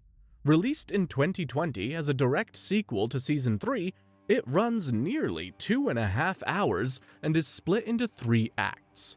Think of it as the Season 3 finale that the show never got to air. Everything that was left unresolved, Azusawa, Bifrost, Ignatov's deal with Homura, all of it comes to a head right here. Let's get into it. The film picks up exactly where Season 3 ended. Azusawa crouches beside Kunizuka's wrecked car, calmly tells her he's already called an ambulance, pockets her press pass, and rides off on a moped. The man just tried to kill someone and stopped to call an ambulance for her. How thoughtful. That tells you everything you need to know about Koichi Azusawa. That same night, Ignatov receives a call from Haruki Shirogane, one of Bifrost's last 2 congressmen. Shirogane tells Ignatov to choose his allies more carefully and drops a bombshell. He knows about Ignatov's brother Akira, and he claims the Homura family was deeply involved in Akira's death. He offers to prove it, but only on one condition. Ignatov has to come alone, with no PSB backup, and find him himself. Then, he reminds Ignatov that he can have Maiko sent back to the mental care facility at any time. Pretty much a threat wrapped in an invitation. Ignatov records the call, tells Maiko it's a work tip, and heads to the Ariake airport after tracking the background noise on the recording back to a hypertransport aircraft. While Ignatov is chasing Shirogane's lead, Azusawa is already inside the PSB headquarters. Apparently, he used Kunizuka's press pass to walk in through the back door and released WASP drones into the building's ventilation system to hack the security room. Within minutes, the building goes into full lockdown. Shutters drop over every window, communications go down, every door and elevator stops responding. The building transforms into a trap. Outside, Kisaragi and Irie are locked out on the balcony. Inside, Todoroki and Hinakawa are also cut off in the dining room. Shimotsuki is scrambling in her office, and Arata is asleep at his desk when Azusawa wakes him up in person. Hey, bud. Ready to rise and shine, Mr. Arata Shindo? At the airport, Ignatov runs into Teppei Sugo, now a foreign affairs agent who'd been tailing him. And before they can even argue about jurisdiction, a sniper turret opens fire and Sugo takes a bullet in the arm. Ignatov drags him to cover. Ginoza shows up in an aircraft and takes out the turret, and Ignatov, Kogami, and Ginoza fly toward the PSB building as the situation spirals further out of control. Back at the PSB, Azusawa broadcasts a demand across the entire building. Governor Komiya has 30 minutes to return to the conference room and announce her resignation. That, or the hostages die. You're not giving her too much wiggle room there, are ya? Meanwhile, Karanomori and Komiya are hiding in the waste recovery room. Karanomori then releases modified pill bugs, aka tiny surveillance robots that she's been quietly upgrading, into the ventilation system to map the building, find where Azusawa's gas is spreading, and keep the team connected while his drones are blocking all communications. She then picks up a cologne signal coming from Kisaragi's room and traces it back to Arata, who's being held there. The same cologne Komiya gave him as a gift back in Season 3. Back inside the building, Jackdaw escorts Bureau Chief Harumi Hasarogi at gunpoint to the roof. Hosorogi is the head of the entire Public Safety Bureau, and the woman who's been quietly managing the Bifrost investigation from the very top. On the ledge, Hosorogi calmly tells Jackdaw that killing her means nothing, that she is just a small piece in this world. Then, she steps off herself and falls to her death, causing the press drones to go wild. Meanwhile, Komiya and Karanomori find Arata and free him. Act 2 picks up right where Act 1 left off. Arata, Komiya, and Karanomori are free, but the building is still under Azusawa's control. Karanomori uses her pillbug network to get the team back in communication, and from there, the group splits up to tackle the building's problems at the same time. Meanwhile, Ignatov and Kogami regroup with Kisaragi and Irie on the top floor after the roof turret is destroyed, and together they begin pushing back through the building floor by floor. Division 1 is finally fighting back. The most urgent crisis is Owane, Komiya's former manager, who Azusawa has trapped in a poison-filled car park and framed as the one behind the entire attack using fake footage. Arata climbs down the elevator shaft alone, armed with only a stun baton, drops into the car park, and fights his way to Owane using a Dominator delivered by Karanomori's pillbugs. He destroys the combat drone guarding her with the decomposer mode and gets Owane out safely. He then suddenly figures out that the gas isn't actually poisonous. Karanomori being knocked out was a staged bluff to hide the real bluff. Apparently, Azusawa doesn't actually want people to die. He sets up situations where the wrong choices get you killed, but the real trap was never the gas to begin with. Arata then tells the team to keep pretending to negotiate while they move in on him. Meanwhile, Karanomori and Komiya fight their way to the server room. Azusawa locks them inside and threatens to flood the room with poison gas in 3 minutes unless they stop hacking. But Kara no Mori just gives her gas mask to Komiya and keeps typing anyway.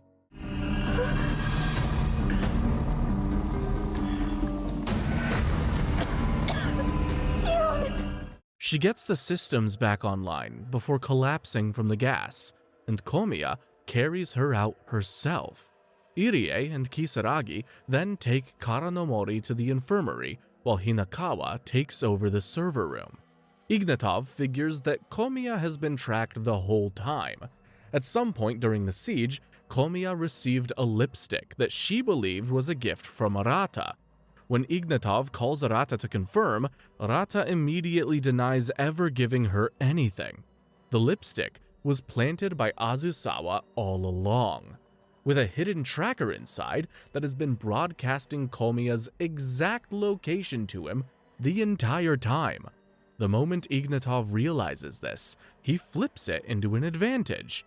He uses the tracker to feed Azusawa false information about Komiya's location, luring Vixen, the Pathfinder assassin from Season 3, and a combat drone straight into Hosorogi's office, where Shimotsuki and Todoroki are waiting in ambush.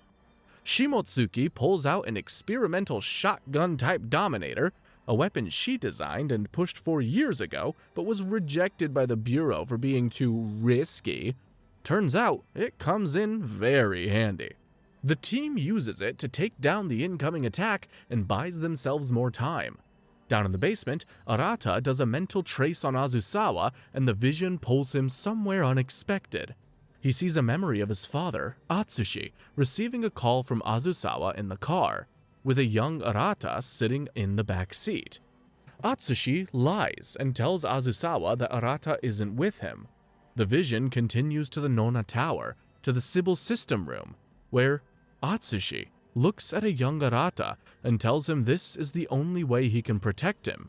Then, Atsushi uses his own mentalist abilities to seal the young Arata's memories away. His father knew Azusawa the whole time and hid it from him. The truth Arata has been chasing was inside his own head all along. Act 3 opens inside Arata's mind. The mental trace from the end of Act 2 keeps pulling him through a flood of memories. Everything from his father's suicide, Ignatov and Stronskaya grieving Akira, then Atsushi teaching young Arata to scuba dive and telling him to always keep a lifeline. And then we get the memory that changes everything. A Bifrost congressman taking Atsushi and young Arata to the Sybil system room and revealing that Arata is criminally asymptomatic, warning that it's only a matter of time before Sybil found out. Atsushi then looks at his son and tells him he is qualified to join Sybil, but doing so means losing his humanity. Young Arata refuses, because of course he does, he's a freaking child. Then, the red beast that has haunted Arata's visions this entire series reveals its face. It's Atsushi. His father was the beast in his mind all along, a memory Atsushi sealed away to protect him. After that insanity, Ignatov's voice pulls Arata back to reality just before the trace consumes him. Arata snaps back to reality and tells Ignatov he knows exactly how to end this. Meanwhile, Azusawa cuts a deal with Hanashiro, offering her information on the Peacebreaker remnants in exchange for helping escape. And Arata figures this out and calls Azusawa directly, offering to tell him the secret his father left behind in person if he releases the hostages. Azusawa agrees and lets everyone go. At the same time, Ignatov and Komiya deal with Vixen in Hosorogi's office, with Komiya using Makarina as a decoy while Ignatov ambushes Vixen and eliminates her with the Dominator. And Makarina then pretends to be Vixen over comms to convince Azusawa the job is done, which he completely buys. Meanwhile, Kogami takes down Jackdaw in a brutal hand-to-hand fight, with Jackdaw's blade only managing to stab Kogami's gun holster rather than the man himself, which honestly says everything you need to know about Kogami. Arata intercepts Azusawa in the car park with his crime coefficient reading 80.23, meaning the Dominator won't fire, and Azusawa cannot believe it. The two of them get into a police van together, and Arata drives Azusawa to Nona Tower while Azusawa finally explains the truth about Bifrost. Turns out, Bifrost was originally a top-secret debugging unit built to find vulnerabilities in the Sybil system during its early implementation. Investors hijacked it and turned it into a machine for exploiting these vulnerabilities for profit. And because Sybil keeps evolving and closing its blind spots, Bifrost needs to constantly manufacture new ones. Macarena was the latest scheme. If Sybil acknowledges an AI's right to be elected, it creates a brand new vulnerability in the system. And that was the whole point all along, because Komiya was never really the target, Macarena was. And underneath everything, Azusawa's true goal was to become part of Sybil itself, joining the network of brains and reaching what he sees as the highest form of existence, playing everyone around him just to get a seat at the table. Inside the Sybil chamber, Sybil rejects Azusawa completely because he's not criminally asymptomatic. This characteristic is an inborn trait, not something earned through ambition. So instead, Sybil offers Arata to join the network. You are not among the few who qualify. No, that can't be. Arata Shindo, we will welcome you into the system's flock. But of course, Arata refuses. Then, Sybil overwrites his Dominator and forces it into lethal eliminator mode, commanding Arata to shoot Azusawa. But Arata refuses, arguing that even Azusawa deserves the right to atone. Sybil considers this and reverts the Dominator back to paralyzer mode. Arata drops Azusawa with one shot and finally places him under arrest. In the aftermath, Homura dismantles Bifrost from the inside, using Macarena's backup data to counter Shirogane's AI, bankrupting him. Bifrost then disintegrates Shirogane the same way it did Saionji. And now, Homura is the last congressman standing, and his only move is to add Sybil itself as a member of Bifrost, which effectively dissolves the entire organization. And his conditions for cooperating are simple enough. Arata stays an inspector, and Akane Tsunemori goes free, both of which are met without argument. Days later, Akane walks out of the Tokorozawa Correction and Care Center to find Kogami waiting for her. She asks him to take her to lunch. He teases her, and she smiles. Yup, she's back. Homura then becomes the new PSB chief, while Akane is assigned to Shimotsuki as a personal aide and statutory enforcer. And that night, Arata sits down for dinner with Ignatov and Stronskaya, and over the meal, the two partners make a promise to each other to uncover the truth about their families together, no matter what it takes. Providence is the final film in the Psycho Pass franchise, and the direct prequel to Season 3. It was released in May 2023 and answers the one question Season 3 never explained. Why is Akane in prison when we first see her? I don't know about you, but I really could not stop asking myself this the entire time. It is January 2118. A Ministry of Foreign Affairs cargo vessel is crossing the Sea of Okhotsk when the Peacebreakers, a rogue Black Ops unit that went dark years ago, boards the ship with military precision. At the center of it all is a professor named Milsia Stronskaya, a world-renowned expert who had just completed a simulation called the Stronskaya Papers, a document that can predict the worldwide events of the Sybil system, including how it could be used to prevent or escalate wars between nations. And the Peacebreakers want those papers really badly. Stronskaya knows what will happen if they get them. She doesn't run, though. Instead, she turns to face the operative at the door, calmly tells him he's late, and lets him shoot her.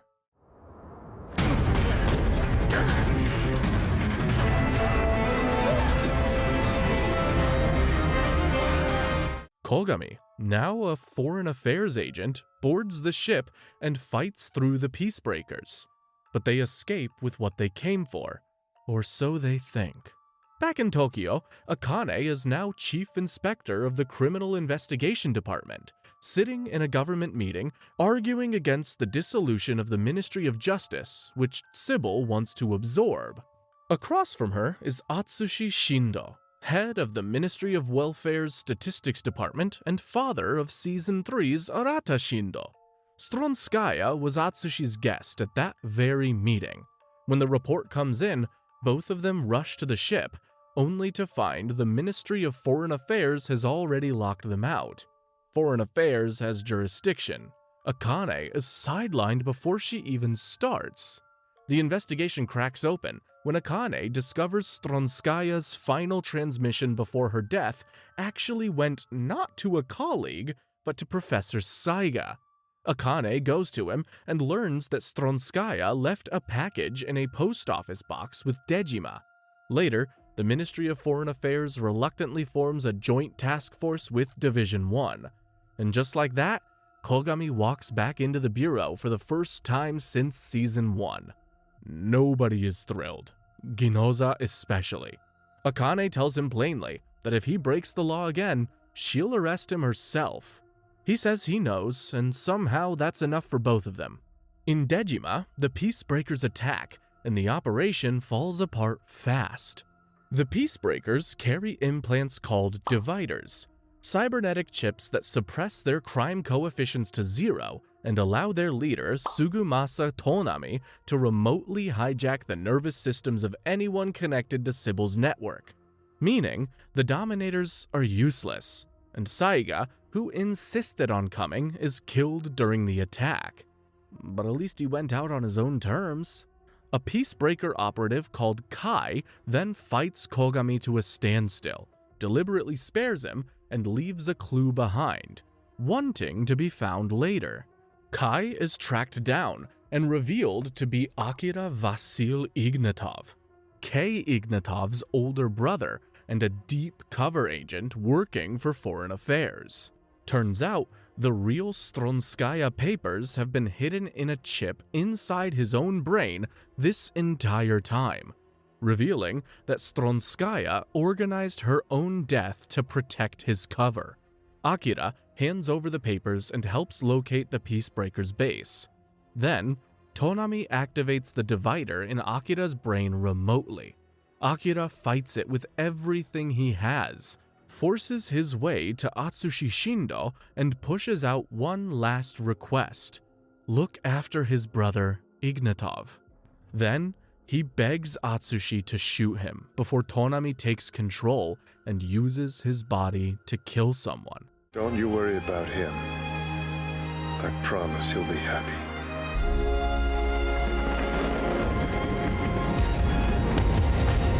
Atsushi does so, and that is how Kei Ignatov's brother dies. Atsushi takes the papers and makes a quiet deal with Sybil. Hand over the papers in exchange for keeping his criminally asymptomatic son Arata off Sybil's radar forever. Sybil agrees, and the next day, Atsushi gives a speech at Ignatov's wedding about justice, later going home and not coming back. And after that, Arata finds his father's body. That loss is what eventually drives both Arata and Ignatov toward Division 1. Eventually, Sybil closes the case and cuts its own deal. The Peacebreaker gets the papers in sovereign territory in northern Japan, while the men who killed Saiga walk free, and Akane refuses every part of it. Because of this, Kogami, Ginoza, Hanashiro, and Division 1 hit the Peacebreaker's island base without authorization. Inside, Akane finds Tonami beside the General, the unseen god that the Peacebreakers worship. The General isn't a man, it's a rogue medical AI, an old offshoot of Sybil discarded years ago when its judgments became too extreme even for Sybil. Akane connects it back to Sybil through her Dominator, and Sybil destroys it instantly. Tonami, now robbed of his god, raises his weapon at Akane. He hesitates, but Kogami doesn't. Tonami, for lack of a better word, goes down. Back in Tokyo, Ginoza and Sugo transfer to the SAD permanently. That's how they end up in Foreign Affairs by Season 3. Akane is then promoted and brought to a public inauguration ceremony broadcast across the country. She walks up to the podium, draws her Dominator, and points it at Chief Kasei in front of every camera in Japan. The Dominator reads her crime coefficient. Still clear, but she fires anyway. Kasei falls. The point wasn't to destroy Sybil, it's to show the entire country that the system is still flawed, that a person with a clear crime coefficient can still commit an act the system cannot predict, and that the Ministry of Justice must survive alongside it. So, the dissolution is cancelled, traditional law lives on, and Akane is resisted and doesn't resist. She knew exactly what she was doing. The last shot is Kogami standing outside her prison, promising he will get her out. And that is where we are leaving Psycho-Pass for now. 3 seasons, 41 episodes, 2 movies, 4 short films, and 1 question that never goes away. What color is your Psycho-Pass?